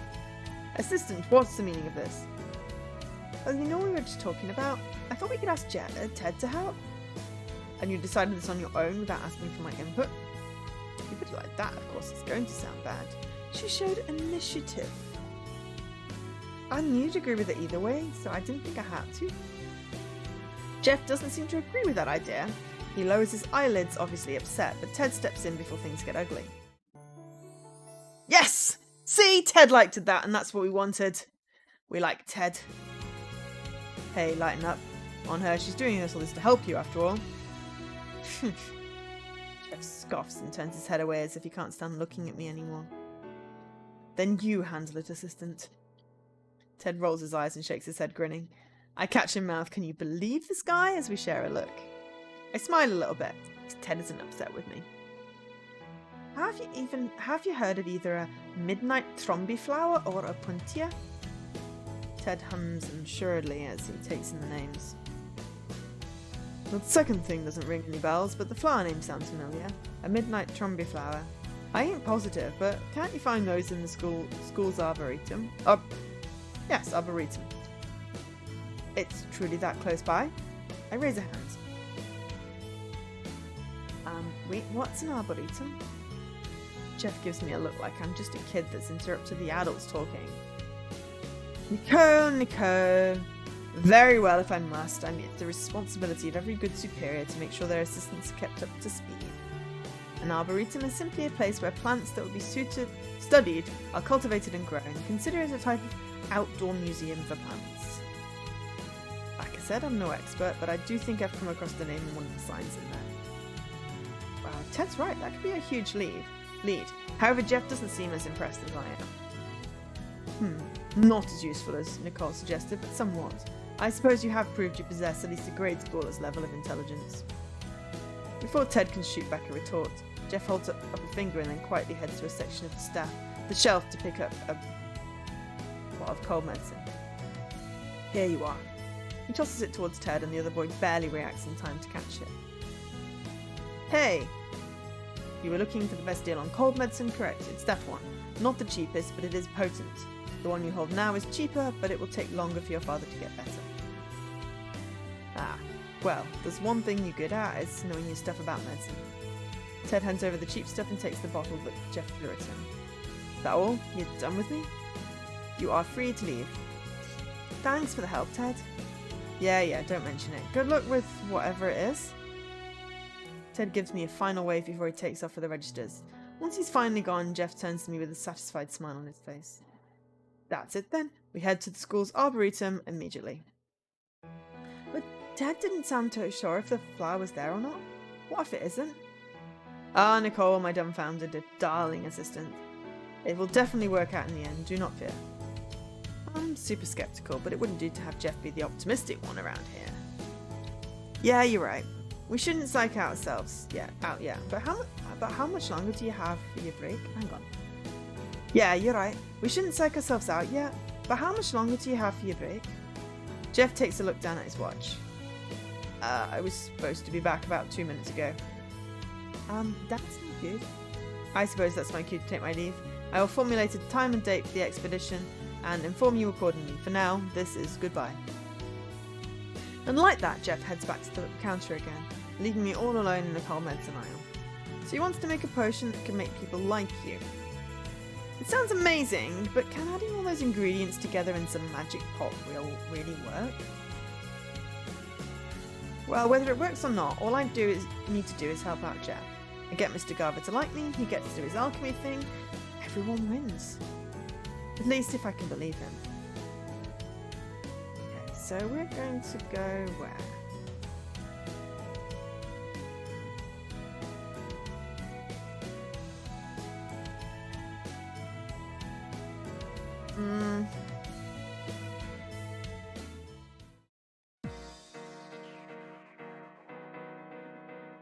I think we deserve a night out.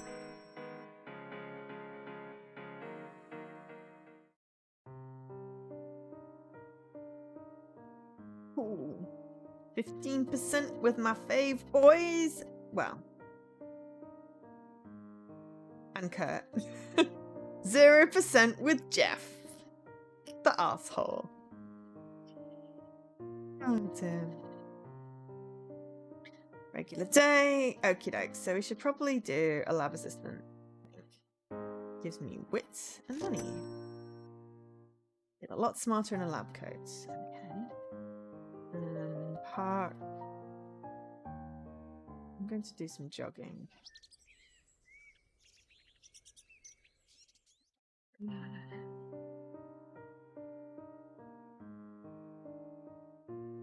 Might need a quick break in a minute.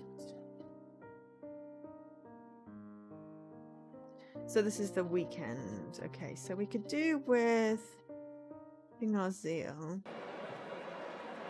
Oops.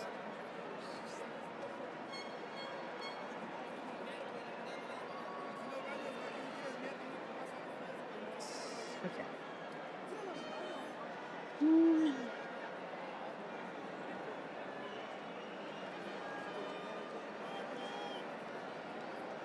I feel like we should definitely do relaxing. It's not very high, but I get some energy. Yeah, jogging again.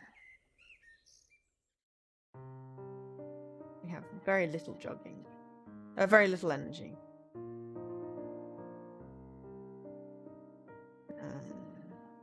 So I think it's Sunday. We're going to go home and take a nap.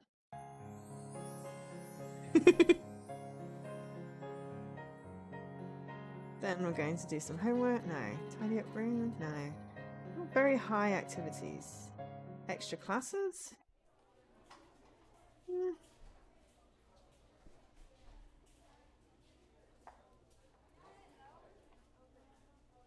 Newspapers. Hey, we'll get some more clues.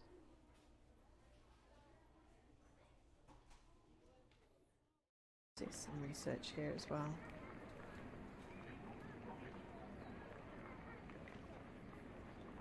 And treat ourselves to a movie.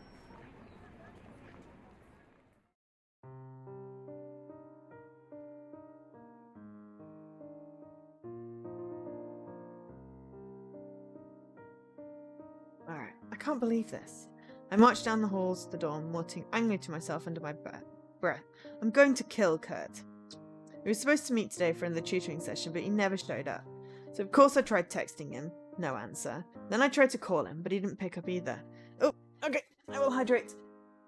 And then I might need to take a very brief break. Okay, I'm going to be 2 minutes. Wrong button. 2 minutes. I'll be right back.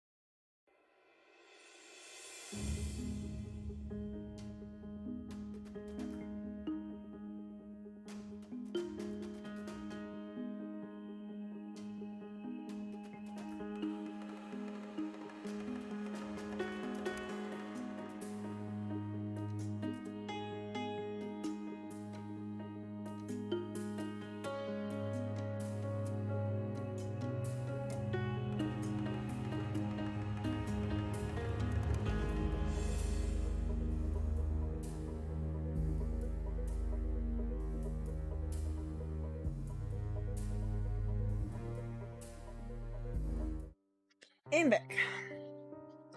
Right. I tried texting him, but no answer. I tried to call him, and he didn't pick up either. Naturally, I was so pissed, I got in touch with Darren. I figured if anyone knew where Kurt's lazy ass was, it would be his roommate. Long story short, it's why I'm over here in their dorm. Darren told me that Kurt's in their room, still asleep. It's like not even noon yet, so I can understand, but can this guy not stick to commitments? At least he didn't ditch me on purpose. That would have made me way more peeved. So as much as I'd like an excuse to, I can't kill him for this. I'm feeling he'll do something along the way to make me change my mind, though. I haven't actually been in this dorm before. It's pretty nice. Nice as mine, but I figure it's to be expected since we're in the same school. Duh. Darren said that room was in the 400s for 11? I double-checked the text he sent me to make sure. Yep, 411. I look around trying to find a sign for room numbers, and I spot one with an arrow to the right, with a 400 to 414. Looks like that's where I go. It leads me to a long hall, and I count the numbers as I walk past them. Eventually, I reach the end where rooms 411 to 414 are tucked away. Wanting to waste any more time, I knock on the door with a 411 door plate and take a step back, waiting for someone to answer. I can hear footsteps on the other side. Who is it? It's Nicole. I recognise that voice. It was not a surprise that I see Darren on the other side of the door when he opens it. Hello, Nicole. Darren greets me with a small smile and a polite nod. It's always so nice. Hiya, so where is he? I try to look past Darren to see if I can spot Kurt, but Darren does his best to lean in my way. He's asleep, but I don't know if it would be the best idea to let you in. I groan and cross my arms in annoyance. Why not? Kurt tends to become testy if woken up by force. Darren looks away and pushes on the bridge of his glasses nervously. He can be a bit frightening at his worst. Is that why you haven't woken up yet, even though it's going to be lunchtime soon? Darren nods meekly. His cheeks are lit red with a blush. Sorry. No, don't apologise. I believe you when you say magic can be scary. If you want, though, I can try and wake him up. You, Nicole, I do not know. I'm not scared of Kurt Madley. Just be sure to have 911 ready in case I need an ambulance. Darren sighs at my joke, but stands to the side to let me into their room. Just be careful. Whoa.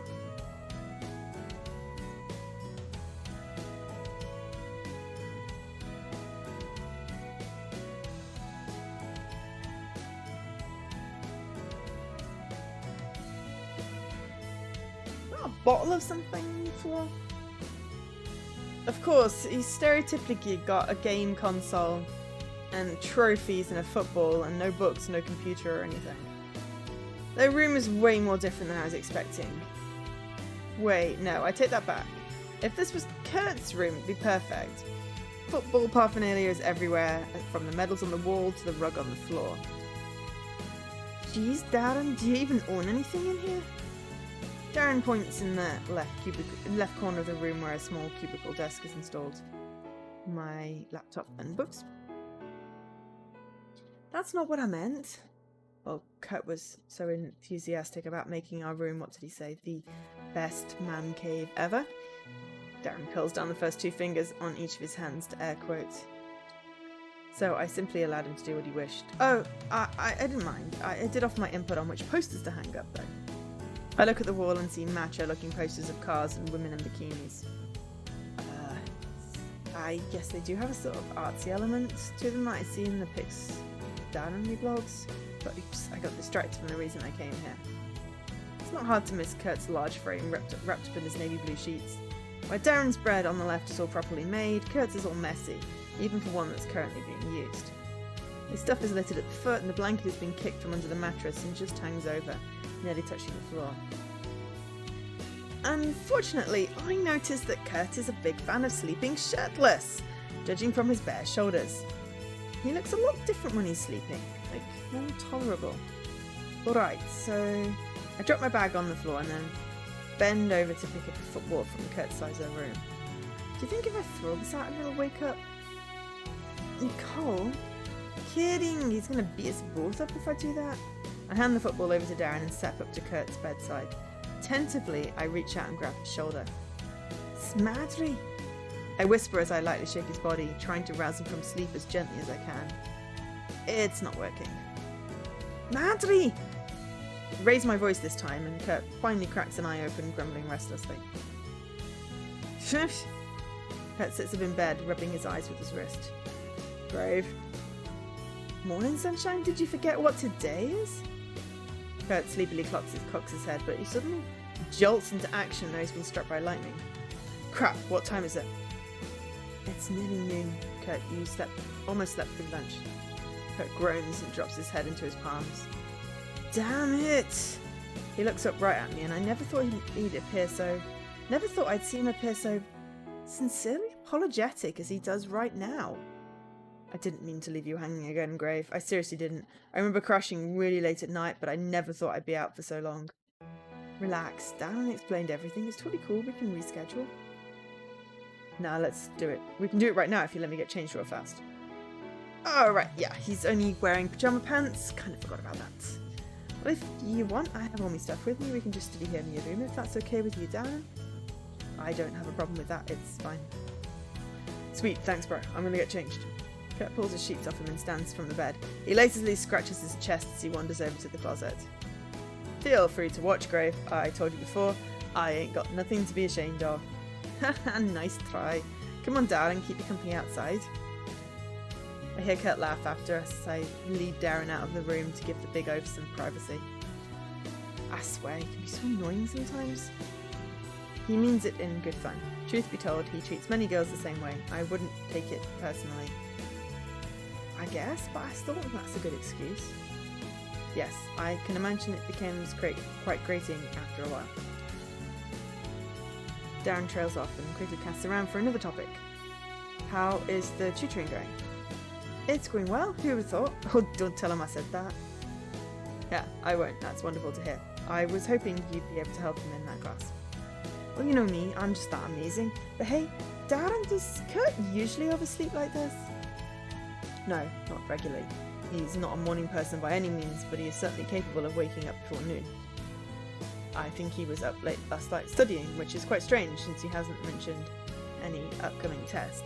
If I had to guess, I would say he was studying for your tutoring session today. Oh, you really think that? It seems like the most likely conclusion, but I'm not sure if I should have told you that. Kurt may not approve of me discussing his attempts to impress you, especially if they were supposed to remain secret. I laugh a little bashfully. Kurt's trying to impress me. I guess that's flattering and nothing new, but I'd never know he'd go this far to try and do it. Keep my secret and I'll keep yours. It sounds like a fine deal to me. The door opens and Kurt stands in the doorway, finally dressed in regular people clothes. Yo, I'm ready. He eyes the two of us suspiciously as he notices the way we lean into each other like we're exchanging funny jokes. What were you guys talking about out here? None of your business? I stick my tongue out at him and Darren laughs next to me. I'm afraid it's a secret, Kurt. Fine, you two are just no fun. Begrudgingly, he lets Darren and me back into their room and I sit on the floor next to where I left my bag. Oh, Nicole, let me pull up a chair. I'm good, it's just the floor. Don't mind if I join you? Kurt grabs his textbook and drops to the floor right across from me. Once he's all settled and cozy, he opens the book lying on his lap. Where are we going to start now? I pull my own textbook out and start thumbing through the pages. Well... I'm hydrating! Thanks, Gruff. Last time we left off in chapter 9, right? Let's start from there. We do so. This chapter is on competitive markets, which we only just learned in class. It's kind of tricky teaching Kurt the stuff when I don't have it down myself, but I do my best. While Kurt and I sit on the floor absorbed in our economics, Darren sits on his bed, laptop on his lap. He's pretty quiet. Like, he doesn't have to take this class, so he doesn't know much about it, but he pipes in with a remark or two sometimes. It's nice like this, more fun in a way. At least now I can raise my voice and yell at Kurt whenever he's messing around, and Darren's there to help back me up if I need him to. However, for the most part, I don't. Kurt behaves well enough, and aside from that one quip at the start, he doesn't try to shoot any more one-liners my way. When he's not being obnoxious, Kurt is actually nice to be around. Wow, did I really mean that? Ugh, weird. Wait, okay, so what's elastic for a perfectly competitive market? The demand curve is elastic. Everyone keeps their prices the same, so it's easy for the demand to change depending on what people want. Right. It's strange how tutoring Kurt has suddenly turned into studying with him. I wonder when he managed to catch up to me. I mean, I'm happy that I taught him well enough that he gets this on his own, but it's still bittersweet. I feel dethroned in a way. Well, if Darren's right, it's only naturally catch up. He's putting that kind of extra effort to study. What's with the smile? Huh? You're giving me this weird smile. Something up? I was? Jeez, wow, I didn't even realise it. What, you finally falling for me, Grave? No, shut up. I was just proud of you. That manages to wipe the teasing smirk off Kurt's face. It's obvious how hard you're working to learn this stuff. I was happy that you finally get it. Kurt chuckles to himself, and it's weird. The usually over-assured laugh I hear all the time. It's kind of a proud, modest laugh. Yeah, thanks, Grave. I stayed up most of the night trying to learn this before our study session today, but that sort of backfired on me. Oh, really? No wonder you slept in. I can feel Darren's gaze in the back of my head as I fight back a smile. Anyway, this is wearing me out. I call a study break. We can start up again in a little. Cool. I could use the break too. Kurt drops his book on the floor and stretches his arms into the air, yawning. Meanwhile, I turn to Darren on his laptop. Are you on roller, Darren? Darren looks up from his screen, pushing up his glasses and nods. Ooh, is anything cool happening? I haven't been on today. I scramble from the floor to sit next to Darren on his bed. Scooch over. He acquiesces and lets me lean over his shoulder so I can take a look at his dashboard. Wow, you don't follow that many people, do you? 250 blogs is considered a small amount. Well, I kind of follow like double that or more. Goodness, Nicole, your dashboard must never end. Are you guys talking about that roller thing? Kurt looks at us as he stretches his arm across his chest, his other wrist pressed right near his elbow. Like that. Yes. That's it. I never stretches my shoulders as much as I want it to when I do that. All it does is dents my elbow. Where'd you ask? Just wondering. I heard you mention it that one time we ate lunch together. Kurt's eyes roll upwards as if he's thinking about something. I've always wondered. What do you do on it? Ooh, interested? I Kurt mischievously and slip from atop Darren's bed to get to my bag. I feel like I'm going to leave my laptop for this. It's just like a blogging site. You do bloggy things on it, like post pictures and stuff about your day. Oh, so it's like Facebook. Ew, no. No. Kurt reels back under our combined assault. Comparing roller to Spacebook is just something you don't do. Sure, I have both, but I don't think of them as the same thing. Alright, sheesh, calm your tits. I didn't even know the site existed before I met the two of you. Kurt sulks on the other side of the room, sore from being told off like this. I guess he has a good point. It's not like he knows much about it. Share him with Darren. I think I have an idea. If you really want to, Darren and I could show it how it works. Us? Darren takes a moment to ponder over this. I'm not sure if I should take part. I tend to have a hard time explaining things on the go like this. Well, what if you just help me out if I miss something? Let me do the bulk and you can fill in the details. That'd work too. Yay! Plus Darren! Darren's face lights up in relief. I know it can be hard for him to speak sometimes. I don't want him to have to do any unnecessary struggling. Okay, I will do that. Great, what'd you say, Madri? Interested? Yay! Okay, I kind of like these two. I like Ted as well. I really don't like Jeff. Not like I have anything better to do. I want to see what makes this website so great it's hooked the two of you. I would not say we are hooked. I think we kind of are, but it's not like Kurt needs to know that. We just really enjoy roller. Call it what you want, guys. Doesn't make it any different. Kurt still manages a smile to show he's teasing. He looks genuinely interested in what we have to say, and oh, trust me, I have a lot to say about roller. I scoot back until I'm leaning against Darren's bed, then curl my fingers towards myself. Alright, Madri, get your butt over here. It's time for a roller crash course 101. I open my laptop as Kurt crawls over to sit next to me. Darren leans over my other shoulder to stare at my screen, though it's only my desktop for now. I thought you said you hated it when other people looked at your screen. It's your lucky day because I'm making a once-in-a-lifetime exception. Kurt grins and shuffles close enough that I feel our shoulders nearly touching. I don't think I've ever been this close to Kurt before, but actually I don't mind. I glance at Kurt from the side and he's looking at me, waiting for me to start. Well, facing back forward. Anyway, where should we start, Darren? Why not create a side blog to show Kurt the process? You can always erase it later. Nice plan, okay. Now that I have both of their attention, I open up my internet browser and click on my Roller bookmark to start. So if you were going to make a blog, you'd have to pick a URL for it. A URL. Think of it as a username. Yeah, so in this case, we'll pretend that the username you pick is... I quickly type out the first thing that pops into my mind. Nicole, or... Oh, what am I doing? Oh, that is actually not a choice, that is just what he's saying. Madri is a butthead. Hey, I don't like that name. I laugh and lean to the side as Kurt tries to swipe at my laptop. Too bad. Who's the one making the blog here? But... Sit down, Madri. Class is in session. Kurt reaches for my laptop again, but I pull it out of his reach. That doesn't stop him from continuing to try, and I'm laughing as I do my best to avoid him. Let me just say that it's really hard to do with how long his arms are. It comes to a point where we're nearly wrestling with each other. Darren, put the leash back on your dog. I'm going to make you change that URL, just you wait. Darren watches our back and forth in horror, until suddenly he pushes his arms in between us and brings us apart. No more roughhousing, please. It finally gets Kurt to stop. He grumbles to himself and settles down. However, I catch him smirking. I can't stop giggling myself.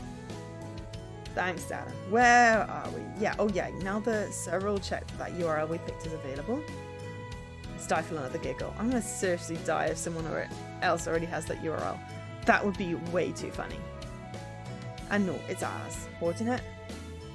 I doubt many other people would desire such a URL anyway. Darren looks like he's doing his best to fight it, but he starts laughing really anyway. Now I can't hold it in. We both spend a few seconds in a giggling fit, and Kurt looks at us, unamused. I already hate Roller. Oh, relax, this isn't serious. No one else will see it unless we really blog stuff. That's for later. Right now we have to pick a theme or appearance that isn't ugly. You can pick one that's pre-made or make your own, or find one that other people's made. I show my screen to Kurt as I scroll through the different types of blog appearances Roller provides as defaults. Damn, how the hell do you make one of these? Well, it's all HTML coding. If you know the proper codes for what you're trying to do, it's rather simple. It's what I did for my blog. I look at Kurt and subtly shake my head. Don't worry, all you nerds know how to do that. Kurt snorts, and the sound is so funny that I start laughing all over again. Darren's the one on a mute now, and he frowns poutingly at the two of us. You say that now, but you were the one who constantly kept asking me how to code certain aspects of your blog. Alright, got me with that. Okay, you're right. Sorry. Coding is super useful, blah blah blah blah blah, but we don't have time to do that stuff. Let's just steal a pre-made one. We continue from there, and after Kurt eventually picks one he deems rad, it's off to show him how to customize what his blog says and how it looks. See, I would have just started with content. It doesn't really matter how it looks, just start with the content. Otherwise you just go down a rabbit hole and spend ages customizing shit and there's no content. Anyway, it's been really fun to show him how to use Roller. Lately it's just been economics and football. With Kurt, it's nice to show him stuff that I'm interested in. I show him how to follow people, how to reblog their stuff onto your blog, and everything else he needs to know for the Roller basics. And that's everything. Kinda. There's messaging and other stuff I forgot, but we already went over tons. Kurt takes a deep breath and starts to massage his head. I feel like Econ is a lot simpler than everything you showed me. It takes some time getting used to. Oh wait, Econ! We were only supposed to take a small break. I check the time on my laptop screen and see that nearly an hour has passed since we stopped studying. Kurt shrugs and Darren offers an apologetic smile. Sorry, I would have reminded you of the time, but I managed to lose track too. Hey, it's not like we're on some deadline here we can spare an hour. Yeah, what must be said. I force myself to close out my browser and close my laptop. Returning to my textbook feels like such a massive chore right now, but it's for the best. I feel like these three are going to become really good friends. I'm seeing this. This is like a cool college friendship thing. They all have different aspects of personalities, and I think between the three of them, they could actually form a functional person. Or maybe make each other functional people. Hey, just a sec. I perk up at the tone of Kurt's voice. He sounds like he suddenly forgot something. What is that? I wanted to see your blog. Whoa, now I was definitely not expecting that. Mine? Oh, sure. I make an over-exaggerated groan of exertion as I reach over my laptop on top of my bag. I then open my browser once again and click on the bookmark from my blog. Here. I pass on my laptop with both hands. Just check out my blog, okay? I don't need you rooting around in my stuff. Scared I might find all your porn? More like you might mess up my assignments and notes. Plus that folder I have saved exclusively for reaction gifts is just embarrassingly big. I still want to seem like I have some kind of life, thank you.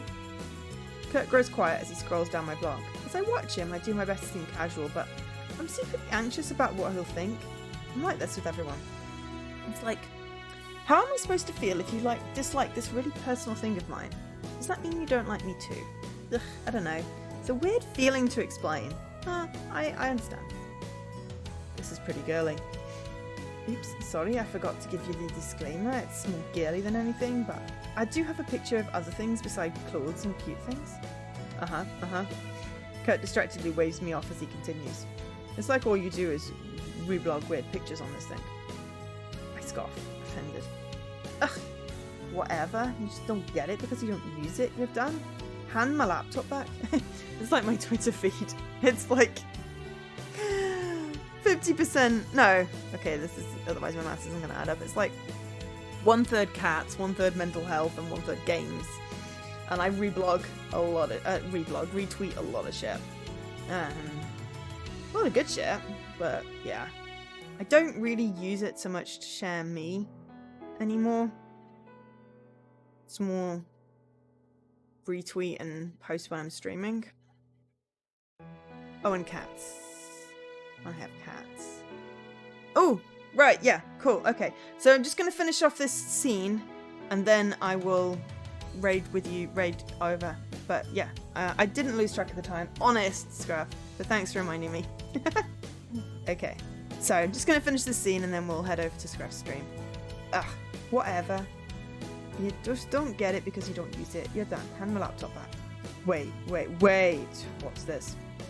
You wrote about tutoring me? Did I? Oh man, I did write about Kurt in my blog.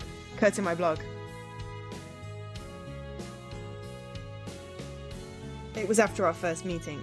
Ever. My mind starts to shift through my memories as fast as I can. Did I write anything about Kurt specifically? No, not really. At least if I'm basing this on all I can remember. Or mentioning our first ever meeting, I'm touched. You have a Twitter, Dan? Oh yeah, no you do. But I can't remember what your username is. You'd have to send it to me. Make sure I'm following. It's obvious Kurt's making fun of me for even mentioning it at all, and here was I feeling bad because I might have made fun of him on it. He snickers as he holds out my laptop and I swipe it out of his hands. It's not like I went into how it's the highlight of my day or whatever. Isn't it? Maybe if I'm having a particularly sucky day. Kurt smirks at me. In all seriousness, it was nice, Grave. It was very you. I really dug it. Anyway, we're halfway through chapter 10. I want to get this done. He changes gears so suddenly that I barely register he offered me a compliment and wonder, wasn't based on my looks. I always get thrown off when he does that. I'm not used to hearing it. I do like hearing it though. As I get started on working through the book problems, I'm hoping that I'll be hearing more of those kind of compliments from now on. There'll be a welcome change from those stupid dirty jokes. Ugh. Though, I bet your blog could use a few nudes now that I think about it. I stand corrected. There is no hope left for Kurt Madry. Oh, perfect timing. What we'll do is we will go home and tidy up my room, which basically went shit.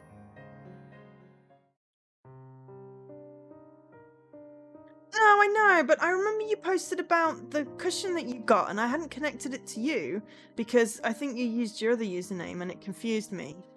Right, so we have 20% with me boys, 15 with Ted, 0 with Jeff. I think I'm happy with that. So I'm going to literally save it on this screen. And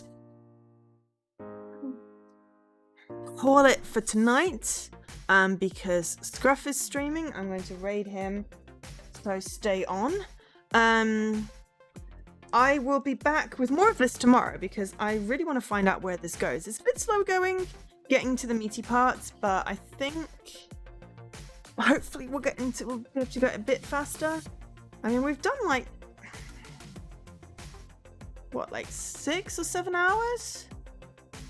7 hours? Yeah, something like that, 6 or 7 hours. So,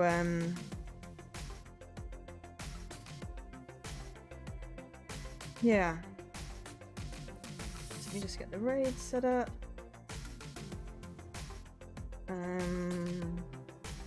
There we go. So yes, so I've been Joe, otherwise known as Angel SK. Thank you everyone for watching. I'll be back at 8 PM UK time tomorrow with more Nicole.